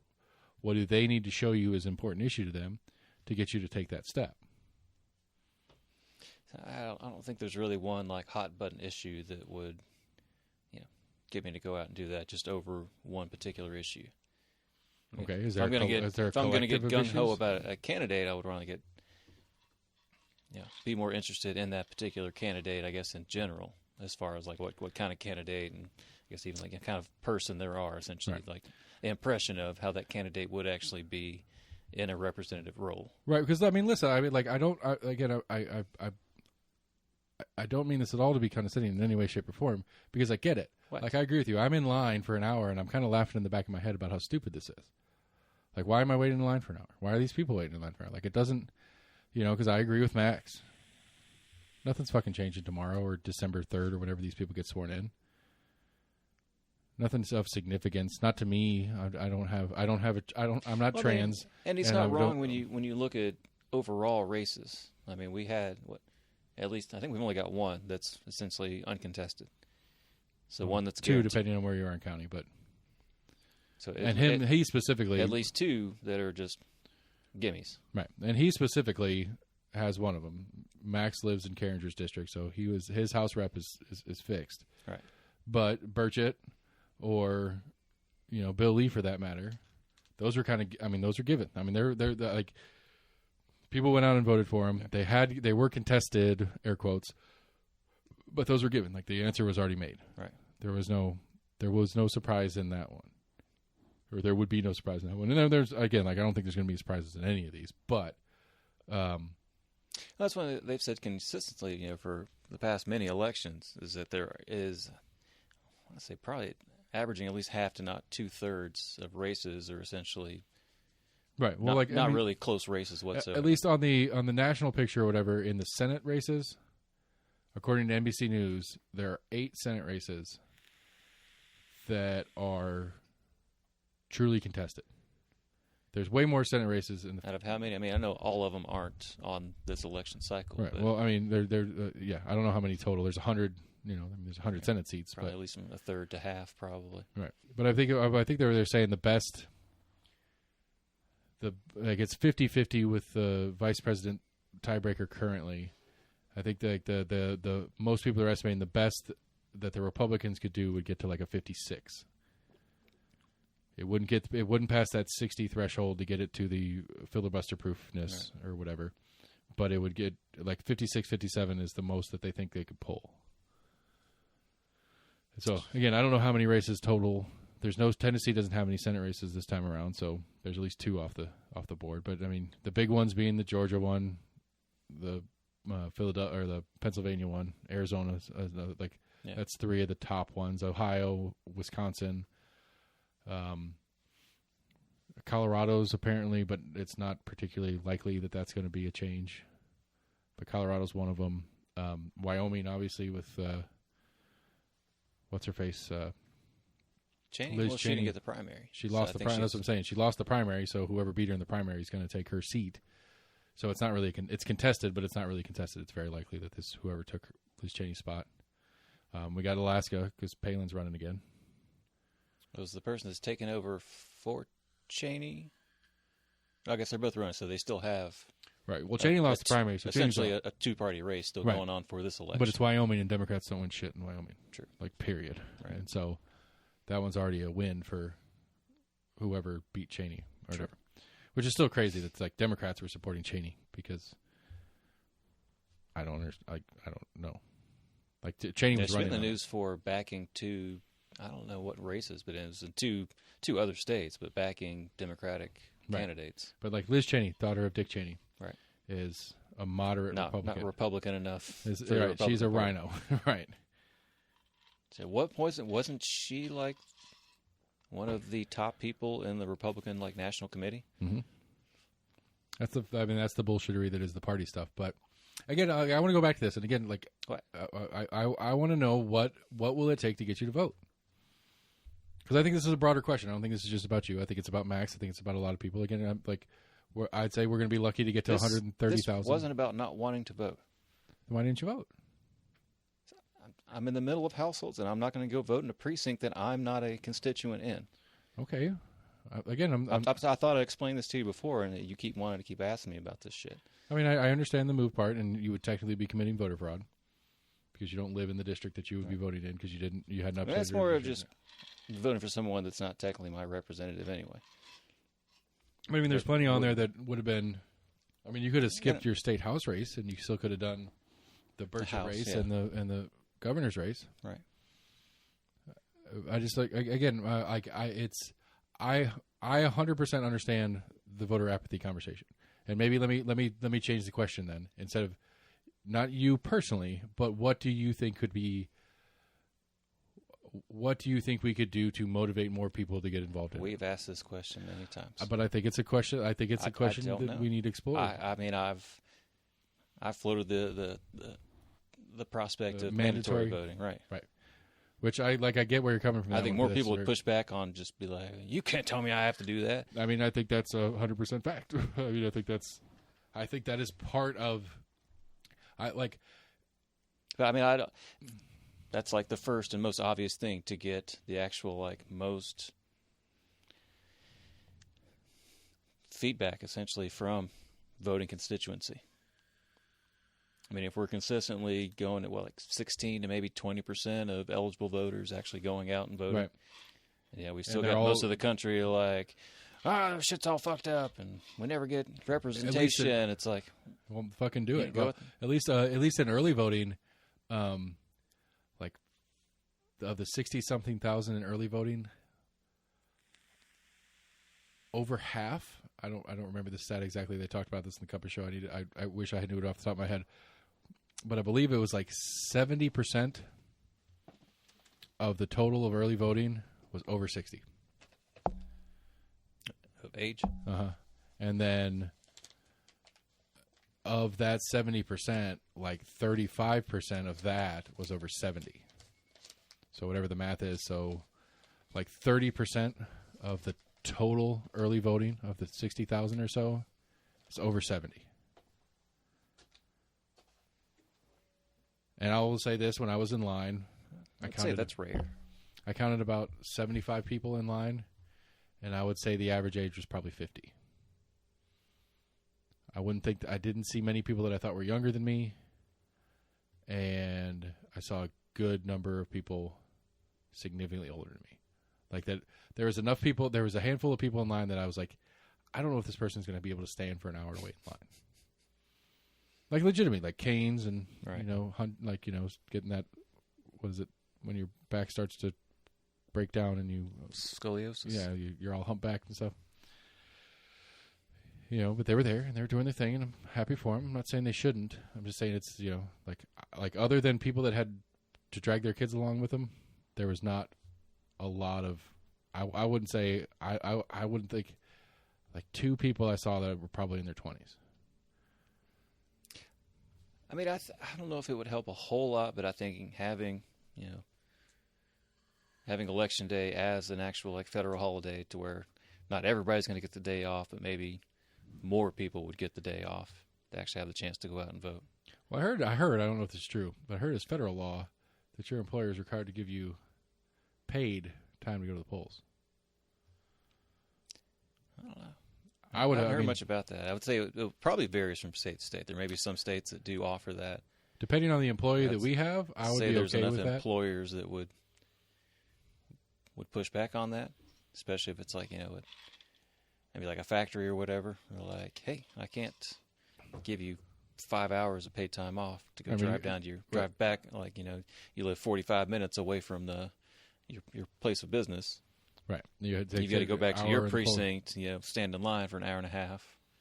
Right. I mean, especially locally, I would argue that's your fault as the voter. You have so many options and so much time to vote that if you are going to, like, I would say that's a dick move as an employee. If you're going to demand paid hours to go vote. If you're working in a factory situation at 9 to 5, Monday through Friday, and you wanted to go early vote, you would have to ask for that time off to go out and do that. Most of them were open to 7. In Knox County, at least, there was Saturday. There was one Saturday that was an option. You know, and even in that, though, I think from what I've heard at least, that the early voting went a lot quicker than it did today. So you could. That's almost a given, yeah. So you could have gone and taken that hour lunch break, and actually done your early voting in that hour lunch break, and not lost your lunch break. The entirety of your lunch break, where if you would have gone on day I of, guarantee it depends. It depends on how close your precinct was to where you work. I agree. I acknowledge those key points. I mean, hell, I think 3 hours is I would take an hour lunch break at a place and would try to go like literally 10 minutes down the road in Turkey Creek. Try to sit down and have lunch for like 20 minutes. Right. But I wasn't going more than like half a mile. Right. I mean, it was, quote unquote, kind of. It's a high traffic zone, but lunch traffic. But still, I would like barely having time to like shovel food to make it to the same place in Turkey Creek. I could get on board. Personally, I would support. I mean, it sounds simple, but I mean, it's no. I'm it's saying not that I would feasible support, for most people. I would support maybe an hour of paid time, and a understanding that up to 3 hours is allowed but not paid. Like, I'll pay you for, like, if you want to go vote, go vote. All right. I'll pay you. I'll keep. You can stay on the clock for an hour of that. If you go past an hour, you're clocked out until you come back. Right. I think that would be more fair. 3 hours is a lot. That's a lot of time. Even if because it's not the employer's fault that you live an hour away. You know, like, why would I pay for your commute because you decided to commute that far? Right. And so, but I'm on board with the idea. I mean, the problem with the federal holiday thing, though, or even a state or local holiday, is who actually gets those days off. Right. As I said, you would get some, but I mean, you're still going to have most banks quote and unquote government essential buildings. places. Right. They'll get the day off. Yeah. You know what I mean? Like, if you work in places, are still going to want to be open. If you work in the city county building and you didn't early vote, I don't know what's wrong with you. Like, I mean, it's literally 2 doors down. Like, right. maybe one floor up in the building and 2 doors down. You could have absolutely early voted quite easily, right, from where you were. But I mean, if you're in a performance-based job to where you've got to get so many things done per day, like, yeah, they may give you three hours to go off and go vote with no repercussions, but you still maybe you didn't meet that quota for the day, so you get paid less because you didn't get as much work done. It's on you because you didn't go early vote, but right, I could find some middle ground in that. I could acknowledge some middle ground in that, but I think that's again, like this one being weird to me. Like, honestly, this election going took it as long as it was weird to me. And I haven't had, in my history, I have not, this is the longest it's ever taken me to vote this year. Like, by far. So I don't know what to say. Like, I don't know what happened this time. I intend to follow up with Chris about it and see if he has any thoughts on what was going on that took it. Well, I think you've asked Chris in the past, when I think I've asked you if you've asked him about, if he has any ideas of how we do it. And, his responses, with the early voting is, we have like a week and a half or a week of it. Right, it's like 10 days. And even then, a lot of people don't come out. Right. And again, but to where they're considering, it's like, hey, we've got people that are twiddling their thumbs for a couple hours because nobody's coming in. Right. It's like, do we need to have 5 volunteers there for that day, or the next election cycle, do we take it down to 3 or 4? I push back on the use of the word volunteer because they get paid to be there. But I do think there's... Do they ask to be there? Huh? Did they ask to be there? I mean, do you volunteer to come to work? I mean, it is a voluntary relationship. I agree, but I think volunteer. I think when most people say volunteer, they But think. anytime they're compensated, you're no longer volunteering. You have to volunteer for free. In any instance, I think if you get paid, you're no longer a volunteer. when you say I volunteered to help with the kids, I would assume that most people would assume what you're saying is that you went and helped out for free. Yes, I think that would be the standard connotation of the phrase. Like, I volunteered to go to work today? No, you went to work today. Didn't volunteer, but technically, yes. Technically, I volunteered. It's a voluntary relationship I'm in with my employer. But I wouldn't. I wouldn't consider it a job. Basically, I'm just they fill out paperwork.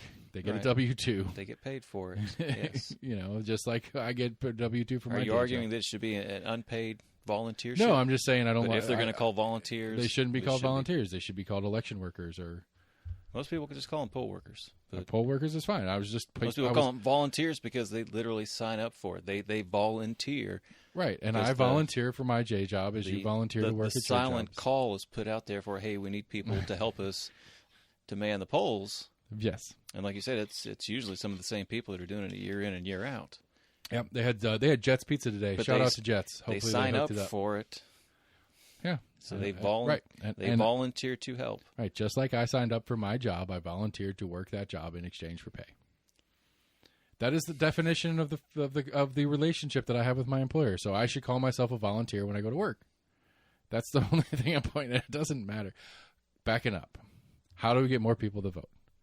What issues really matter? And I think Max hit it on the head. I think the thing is that it's not about the issues that matter and don't matter. It's the general assumption that it doesn't matter. It Right. doesn't change. That machine moves the way that machine moves. That's been a pretty constant, just apathy. Yeah. Yeah, and I think I don't know how to fix that one either. But I think it's one of those. It's a chicken or the egg conversation. I think once. Well, and also in those kind of like strong blue or red areas, they also see like it, or it kind of lends to that kind of same mentality as Right, in a state like Tennessee,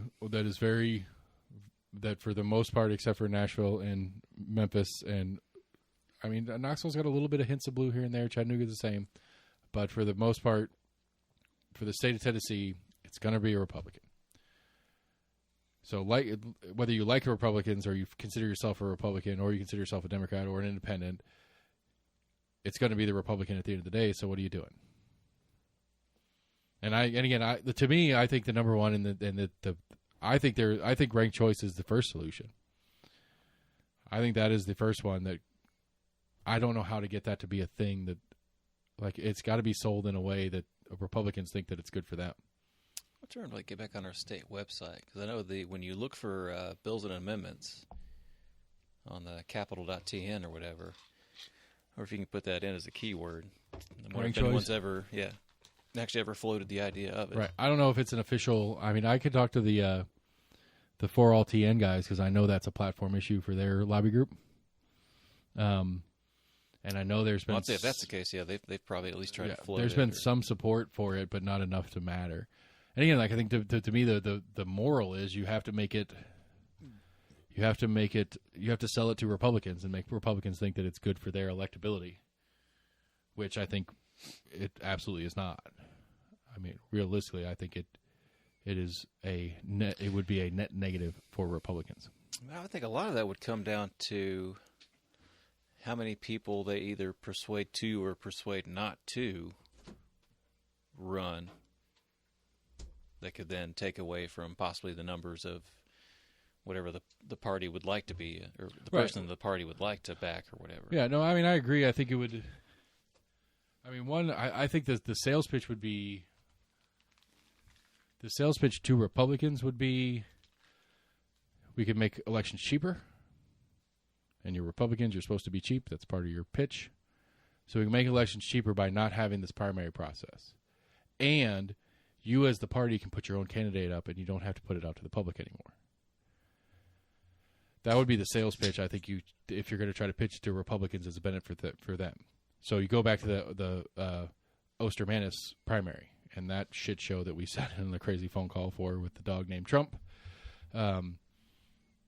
You say, look, you don't have that problem anymore, Republican Party. You guys caucus. You guys get the party together, and you put the candidate who you want to run for 18 in. And then you take that whole issue off the table if we go to ranked choice, because we don't have the primary like we do now. And I think you would get more voter involvement because you'd have less elections.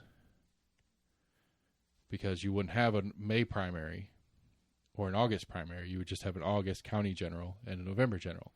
And then I would pitch personally. Well, I wonder if they would still do kind of like a semi-runoff for it, do like the 10 and then narrow it down to 5, and then those 5, kind of like the way they do runoffs now. Well, that's what a ranked choice does that in real time. That's the point. So if you had 10 people, like the governor's race, let me pull the governor's race up. Right, but as far as like the primaries that we did, like where you're doing the primary and the general, both as ranked choice, that primaries narrowing down those 10 candidates down to 5, and then you take those 5 that then would go on to be in the general. To where you're still doing ranked choice, but you've essentially kind of slimmed it down a little bit. Ooh, I just got an update from WBRR. Technical issues in Knox County election and larger turnout lead to delays in results. Goody gumdrops. So that's why Chris won't call me. I'm sure he's probably answering a lot of questions. Yeah. So, but that's the point of the ranked choice is you take out that deduction factor. So we have 1, 2, 3, 4, 5, 6, 7, 8, 9, 10, 11 people running for governor. It's all if I wanted to vote for Constance, I vote for Constance as 1 and Martin is 2. And Alfred O'Neill is 3. And so anybody that doesn't hit the threshold gets dropped, and then whoever gets dropped, whoever had them as a 2 goes to their 1, and it just does. It's all inside it. You could have 3 people, 7 people, 15 people, 2 people. It doesn't matter. When you do ranked choice, it's going to get you everybody in one. You don't need to have a primary anymore. The only point of the primary in the first place is to help the party choose their candidate. Yeah. It's not to help me and you choose who we want to have represent us. It's to have the party choose who they want to represent the party for representing us. And that's why Republicans won't like it, because it's not going to help them, and that's why they won't pass it in a state like Tennessee, which is Republican majority.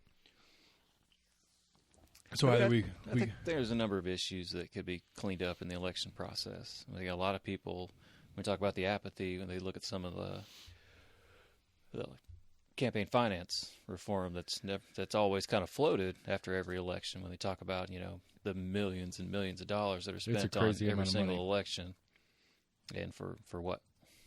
Right. How much of that tax, and a lot of it is taxpayer funded. Some of it is, yeah. The state will put up, for the major parties, so much to be used. So I wonder, is there a way to essentially kind of force campaigns to, like, hey, this is your $100,000 from the state. You can spend no more, and no one else can contribute to it. Because you can't really force private, I guess, quote unquote citizens, even if they're, billionaires or whatever, you can't force them to not throw their money around however they choose. See, that's the problem I have, and that's where, like, the Citizens United, I don't know the details of the case or whatever, but that's where the idea that if I want to, with my money, send you a mailer that speaks for or against the candidate I like or don't like or whatever, I think I should be liable for defamation if it's defamatory. I think I should, if it's slanderous or defamatory. Right. I think that threshold should exist. But outside of that, I don't think it's appropriate for anybody to say I can't. Right. Which that reminds me, we're going back to the Arizona thing. And I think the individual donors may not have been pushed back on as much, but I think a lot more people kind of associate like the quote unquote super PACs essentially. Right. Where you've got so much money that can be funneled from many of sources into gigantic amounts of a campaign's funds. Right, and I mean, I've mentioned it on here before. I think it's inappropriate that a candidate can use campaign donations for their campaign and then donate that to somebody else's campaign. I think that's inappropriate. I don't think that makes sense. like, I understand the rationale for it. I get all that part of it, but it's still just like, I donated to you for your campaign, not for you to help somebody else's campaign. Right. Why would I? If I wanted to help their campaign, I would have donated to their campaign, because even though I don't get to vote for that person, I can donate to them directly too. Which, again, that's kind of could theoretically be a workaround.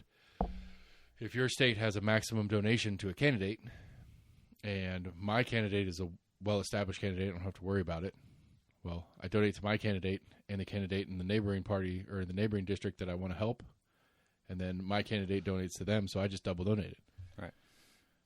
Now, I guess if it was like paper trail that's what we were doing, that could be a problem, but I'm sure that happens. Yeah, I'm sure someone smart enough has already figured out the workaround to keep the scrutiny, I guess, to the least amount. Yeah. All right, so going back, because we started talking about the crazy Arizona people standing around with guns thing, which and the intimidation thing. And so anyway, that was basically the conversation that was on the colloquy that kind of had some back and forth on it. It was interesting is that somebody said, hey, with all this crazy shit going on in Arizona right now, does anybody in here have, like, they were kind of asking Scott and Jesse, but they just kind of put it out to the entirety of the group. Like, has there been any reporting on any, instances of similar style voter intimidation going on here in Knox County? And so my good friend, I'm gonna stop calling him my name, so I'm gonna start referring to him as my friend, said that when he voted in 2018, I think is what he said, he was at Cedar Bluff as his polling location, and that there were, no, I guess it had been, it was 18 midterm, that there were people driving around the polling location on the roads, but around the polling location in big trucks with Trump flags. And that was his comparable, or that was the intimidation that he had seen here in Knox County. To which I said, I quite see that as intimidation. Like, I like if some dude leads out his truck and says, if you vote for Biden, I'm going to fucking kill you, that's a problem. That should be a crime, or that is a crime. That is a threat of violence, right. And should be treated as such, and maybe have an extra bonus on it because it's involved in an election process. But, like, to me, that's not intimidating. Some dudes in a truck driving around. 'Cause, like, I mean, my pushback on it, which was, sort of like tongue in cheek or whatever, it was like a handful of people standing next to the doorway in their T-shirt, in their matching T-shirts and their signs that support their candidate. Am I going to say that's intimidating to me? They're 100 feet from the door because that's how far they're required to be away. Because I don't like the candidate and what it stands for. Is that intimidating, or is that them supporting their candidate? Right. And that's why I was asking the question, like, where's that line, realistically? And I think there needs to be a specific threat.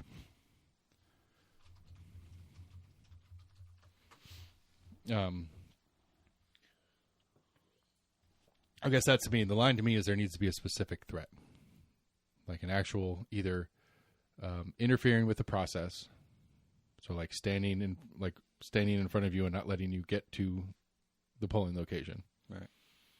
Or a direct threat of violence or harm if you go vote.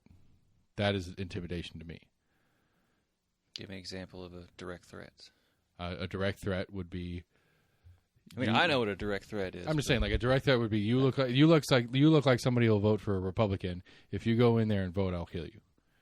I would call that a direct threat.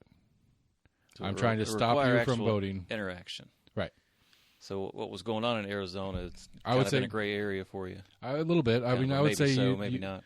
I would say, brandishing the weapon has some intimidation to it, but short of, I would think you would need to. I think there would need to be a very specific.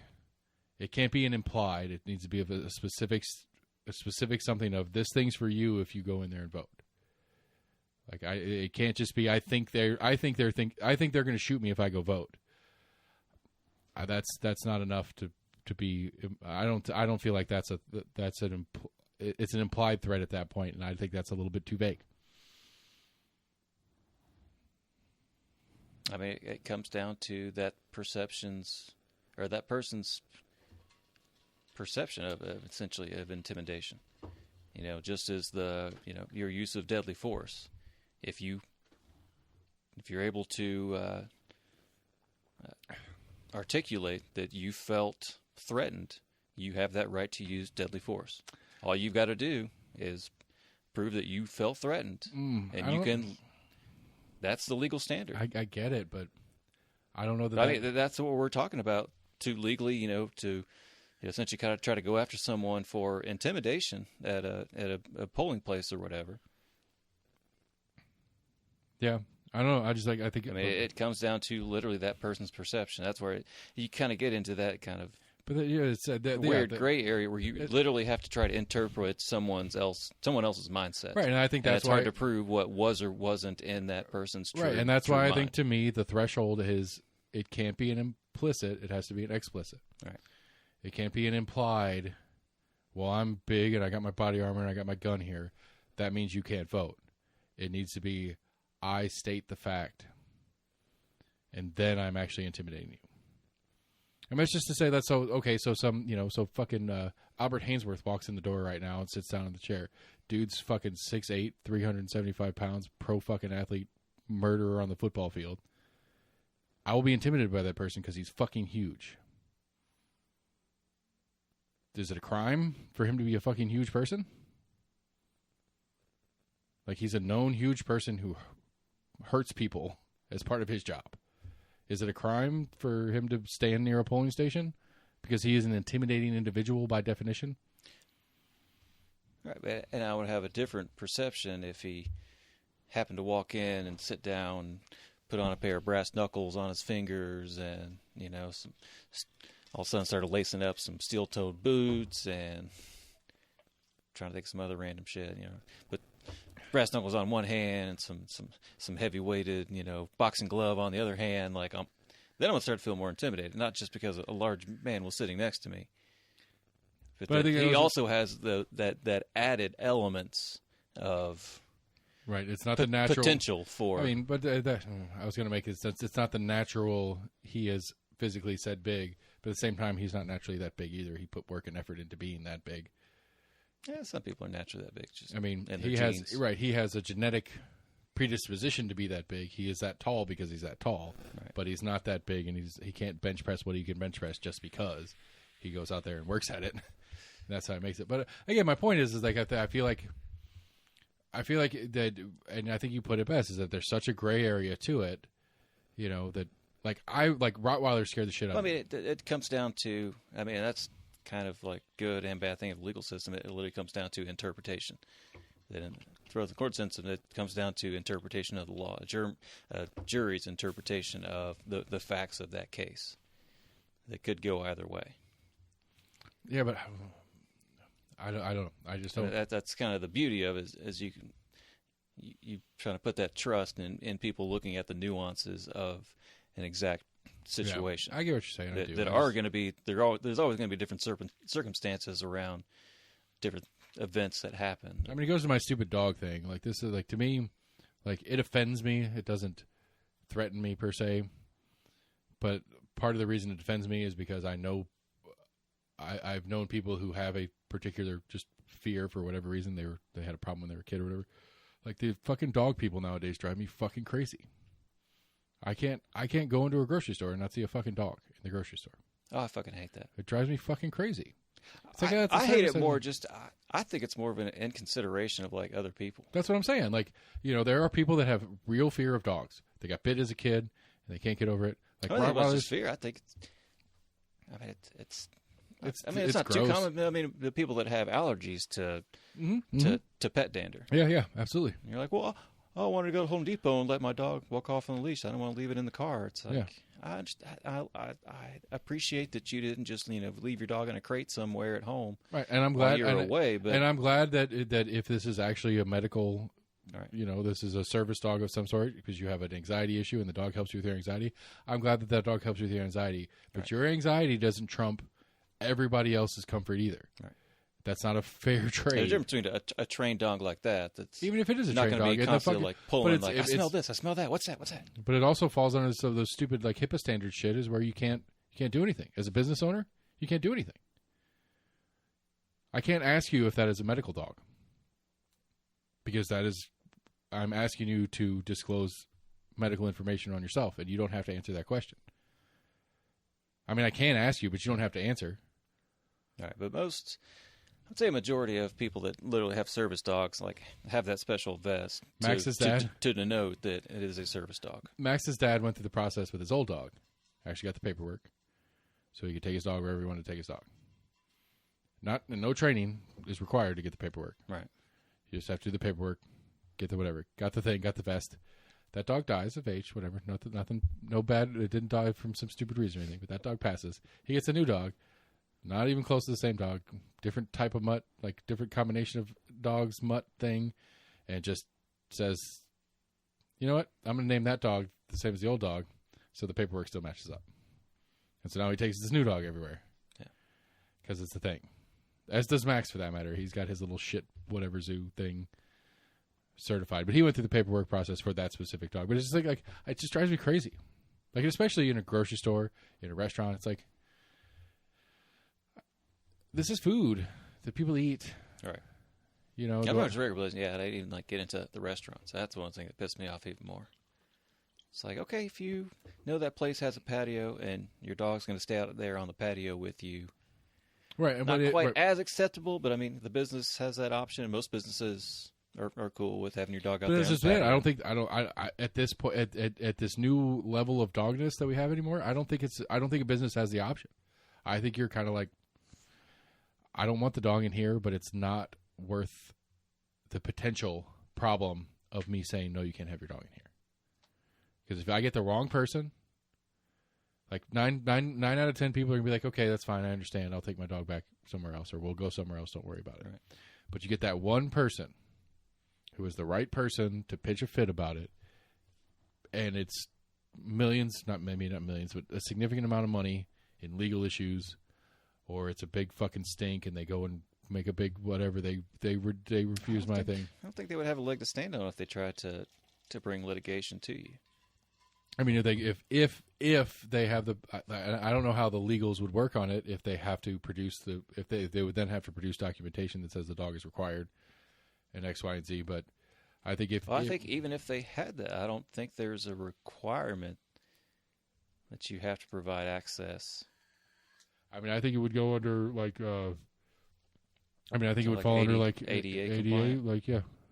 The American Disabilities thing is, it's like you have to have a wheelchair ramp to have a business open to the public. You have to have the bars on the sides of the toilet, the stall. You have to have at least one stall in each bathroom that has got a door that's this big, and this actual stall has to be a certain size so a wheelchair can fit in it. Right. Like all those things are part of it, and I think there are people whose dogs are part of the things. At least old school it was only blind people. But anymore, it's changed to there's so many people that are allowed to have their dogs as an ADA assistant, right? And you find the wrong person, and it's a significant liability for a business. I don't like it.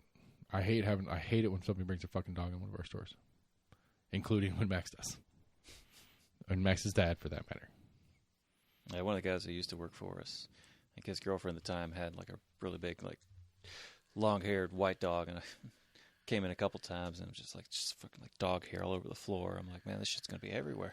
Yeah, we got on to Max's dad about his dog kept pissing everywhere. Like, just go piss on the floor somewhere. It's like, dude,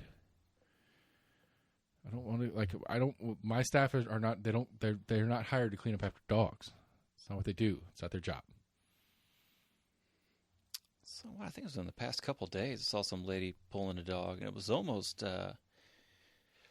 like some of the new luggage that kind of like stands up and has four wheels on the bottom, so you can kind of like pull it with a string. It was almost like that, but it was like this clear, like plastic, kind of like hemisphere over top of the dog. But it was like this kind of like rolling, like a little dog cart that had a little small kind of toy dog that was inside of it. Some HEPA filters and some whatevers. No, she was just pulling like I guess she'd just come out of a business, but had this like. It'd be nice. I'm just saying, it'd be nice. Dog on this kind of like rolling, like little see-through carrier. I was like, what the fuck is that? An interesting thing on dogs is the top of the food chain that is the human being is an endurance question. There's no animal on the planet. The only animals on the planet that can out-endure a human being we've domesticated. All right, last phone call of the night. We'll close on this one. Jesse, my friend, how's it going? Hey, Seth, how are you? Hanging in, man. We've been at it for a long time and have nothing. Yeah, I know. Tell me about it. I mean, we got the AP called Governor Lee at like 8:05. Yeah. But outside of that, we've been just sitting around kind of twiddling our thumbs. The poor live broadcast has been really boring because it ended up being more of like a normal show just because me and Sam talking, which is fine. I have no complaints about it other than, to me, like the whole goal of tonight was for me to go, see, I was right. See, I was right. I was right there. I was right on that one. Well, the people at the Democratic Party left basically. Uh-oh. Well, you broke up, friend. Hold on a sec. Let you get through the tunnel. Not saying Hold on, time out. Kaplan's gonna win. You blocked. You went out as soon as you said the Democratic Party said basically, and your phone went out. Oh no, we're being censored. They're pretty confident Gloria Johnson's going to win based on numbers they've seen, and they do not believe Greg Kaplan's going to win, but they think he's going to have a respectable showing, basically. And those were the only two races that were at all up in the air, I think. Well, so then according to you via the Democrats, I'm right on everything. I was right across the board. I thought just because of the weirdness of 90 and some of the shit going on, that Paz had a smidge of a chance to upset 90, and then inversely, I thought Kaplan had a chance with the cat bike thing and stuff like that. But that at the end of the day, I thought Right. Davis was going to take it, and I thought Gloria was going to keep it. Yeah, and that appears to be, now again, like we don't have numbers yet, so we will see, but that seems to be what everybody's expecting to happen. And I've talked to Scott, who's over with the Republicans, and that's basically what they're anticipating as well. Well, I don't know about they haven't said anything about the Johnson race, but they're anticipating Elaine Davis winning. Yeah, so I think the only real question that's really at play is, do you think that on the amendments we hit the threshold enough that any of those are going to pass? Yeah, and that I have no idea. Okay. I do know that a lot of people were very confused by them. I had people calling, emailing, and texting me over the last few days, just like trying to figure out what they were about. And when people don't understand things, they're more likely to leave it blank. And if they get too many people leaving it blank, then they're not going to pass. Yeah. So, I don't think any of them will fail because of some organized opposition to them, but they theoretically could fail just from not enough people voting. Right. That was my prediction on it, was that they would not pass the threshold of the 50% plus one of the yeses. I think one is. One is. There's no way, even if they get enough total or whatever. I think one had enough actual opposition that one wasn't going to pass regardless. But I think 2, 3, and 4 just aren't going to get the numbers, especially 2. Yeah, I mean it's definitely possible. I think the 2 was too damn long. Well, and it's funny that the kinds of things I heard from some people about 2 were like, well, I don't want the Secretary of State in charge of the state or whatever. And the process laid out there is it's essentially the same process as if the governor dies. Right. So a lot of what's in there is what we already have. It's just kind of covering the contingency of a long-term disability.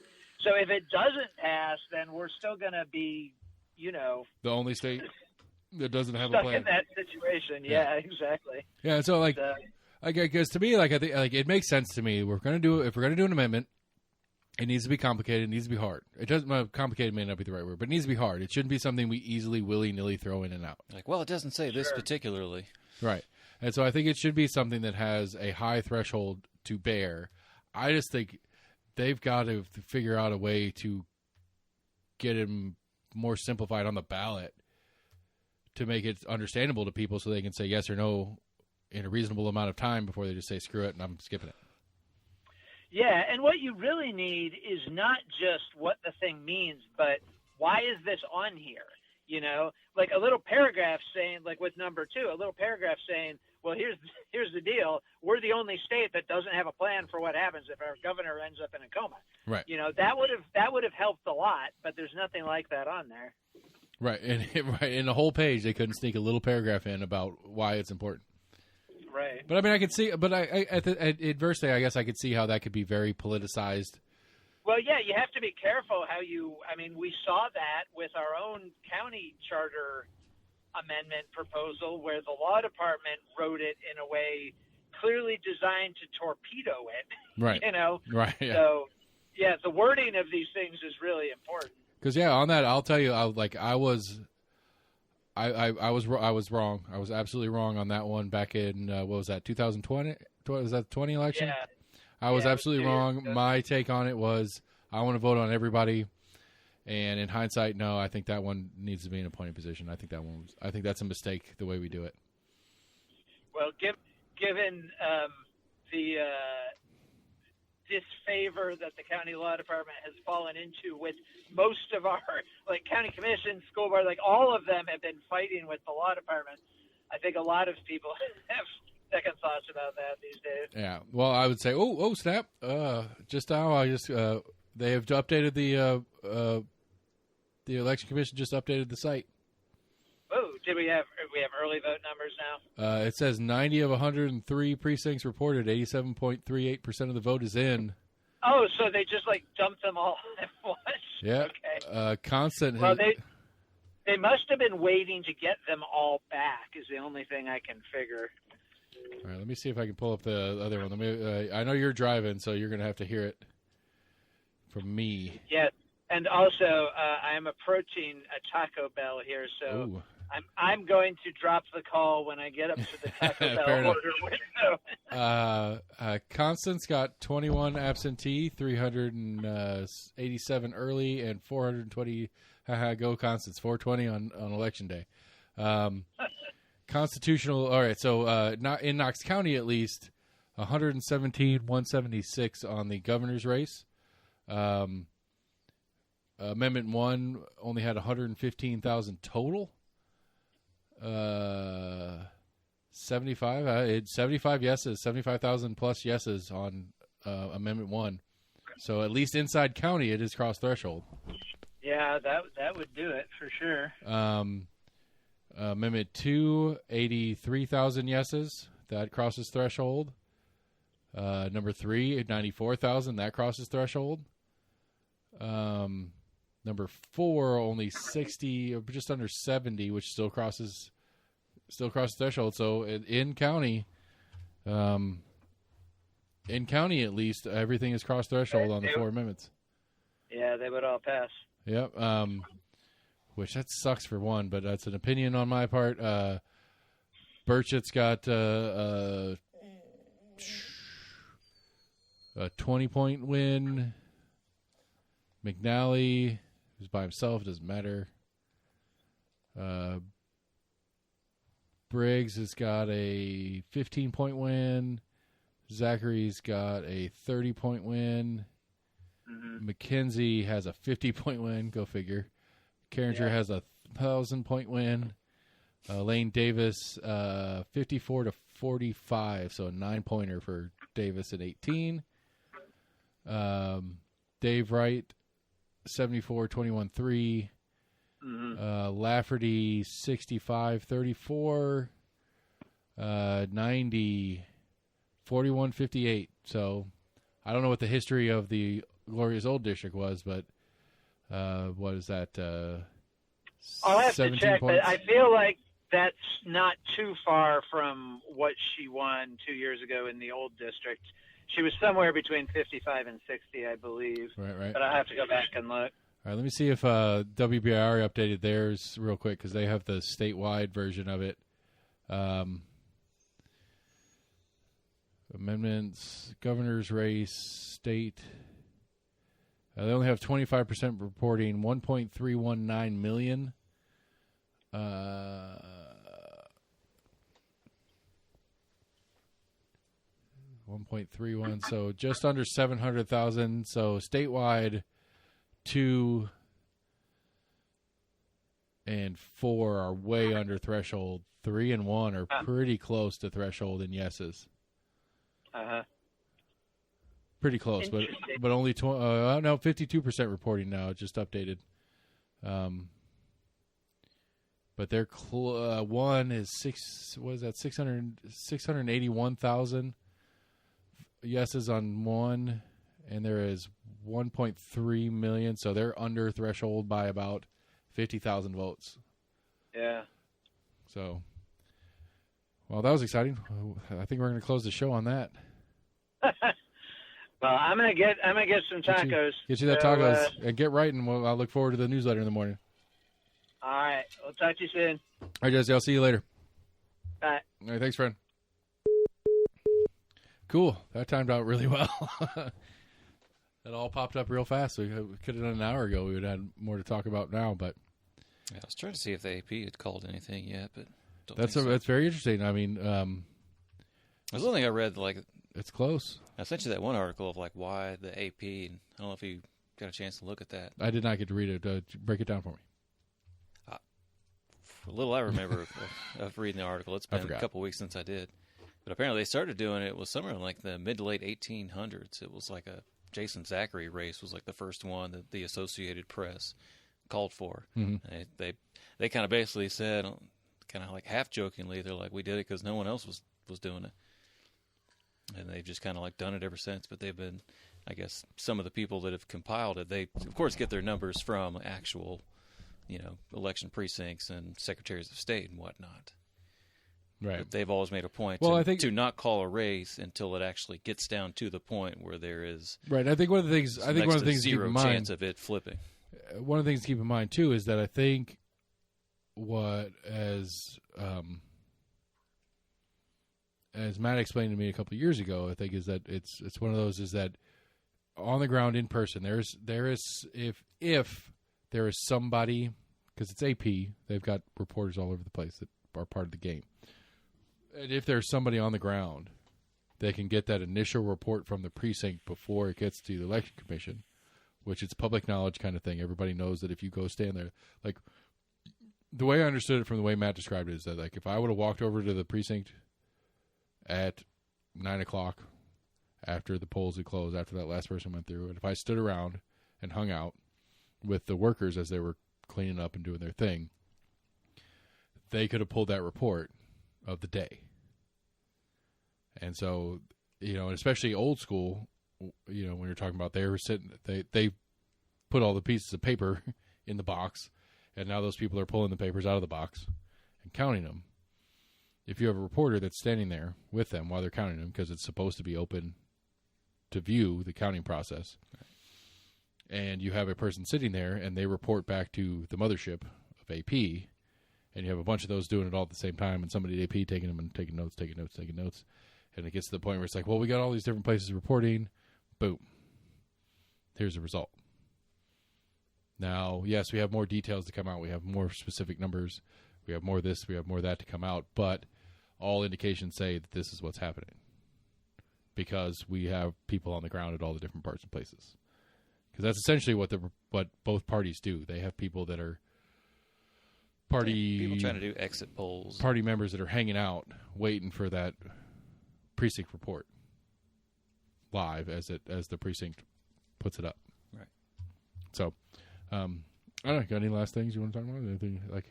I'm a little surprised. I mean, it looks like a couple of the amendments might actually get through, and number one being the worst of it. I'm really bummed if that one passes. One sucks. I'm actually really surprised. I'll be really surprised if one passes. It may just be one of those weird amendments where people just thought that one thing was telling them this. Well, I mean, it's worded well. It's and the libertarian in me would agree with the premise of one.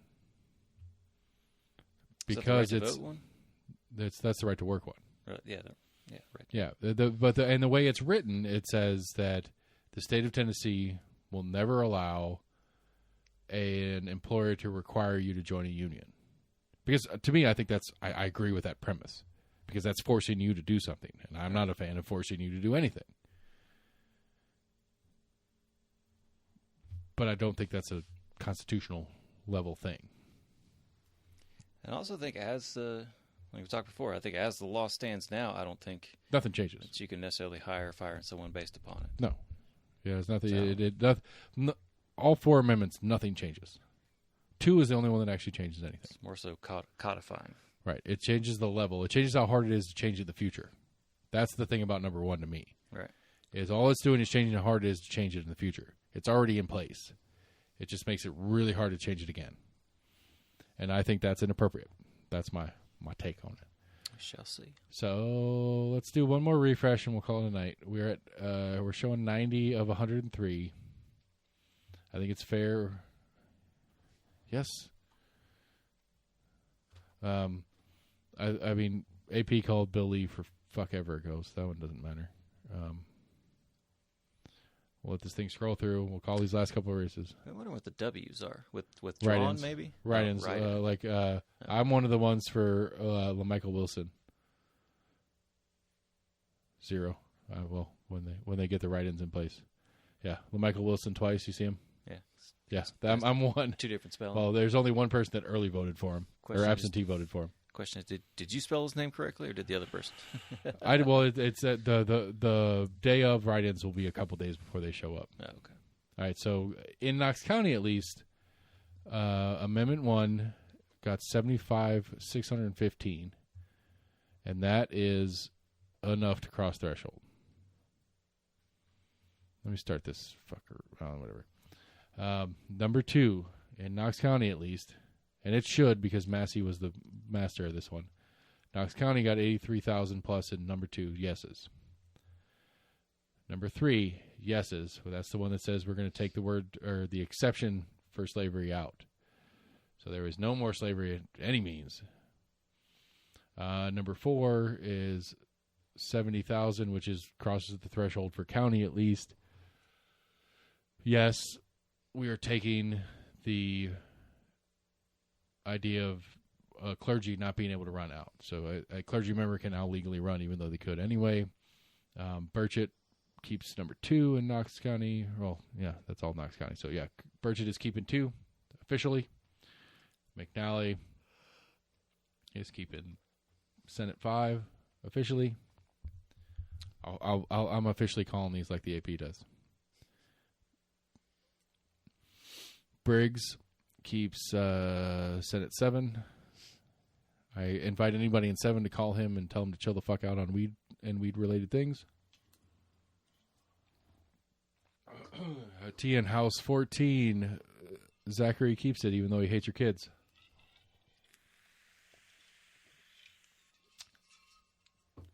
Mackenzie keeps 15. Excuse me.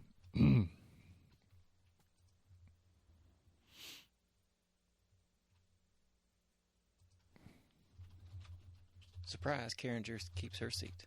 Yeah, Carringer, unopposed, keeps her seat. What's up, Keith? Shout out. Keith is watching the show. Anyway, Carringer keeps her seat. Elaine Davis wins that seat, 11,000 to 9,200. So, percentage-wise, Kaplan did okay. Did better than Couch did against Manis, but not by much. We'll see exactly how that breaks down once it's all done. Dave Wright, I'm pretty sure keeps 19. I don't know. Looks like it. I mean, he's keeping it, but I don't know if he's incumbent. That was the I don't know part. Gotcha. Lafferty keeps his seat, and it looks like, oh my God, really? Yeah, it looks like Gloria's going to keep her seat, but it's only 14,000. That doesn't seem like much. Yeah, 8,000 to 5,900.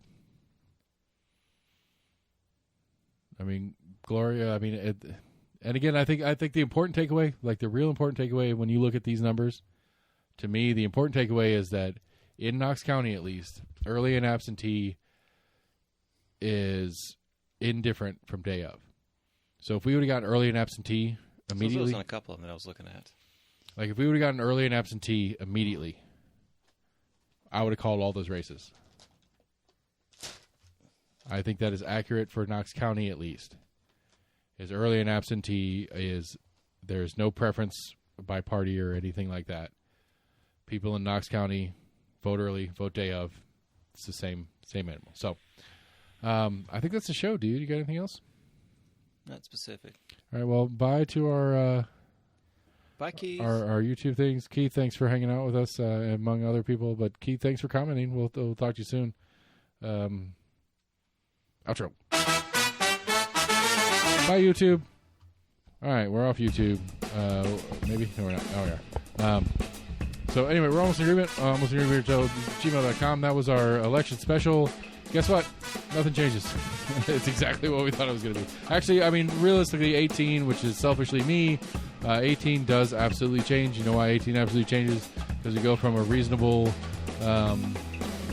moderate Republican that was Eddie Manis to a pretty hard right Elaine Davis. So I will keep reaching out to Elaine Davis. I'll try to get her on the show now that she's been elected. Congratulations, Elaine. I hope for the best for you, and I hope that you can do some great things for us here in District 18, and I hope you represent us well. If not, I'll hold you to account, as we should. So anyway, we're almost agreement at gmail.com, Facebook, Twitter, YouTube. Go to the website, almostagreement.com. I'm going to take down the Election Guide 22 because it's over. We did it. Here in about 36 hours or less, we're going to see some announcements. I'm pretty sure Trump's running for president. I know we're going to hear some shit on some city races for next summer as well. So be prepared. There's no time that isn't campaign time in Tennessee. So we're going to continue to move on into the next campaign from here. So good night, everybody.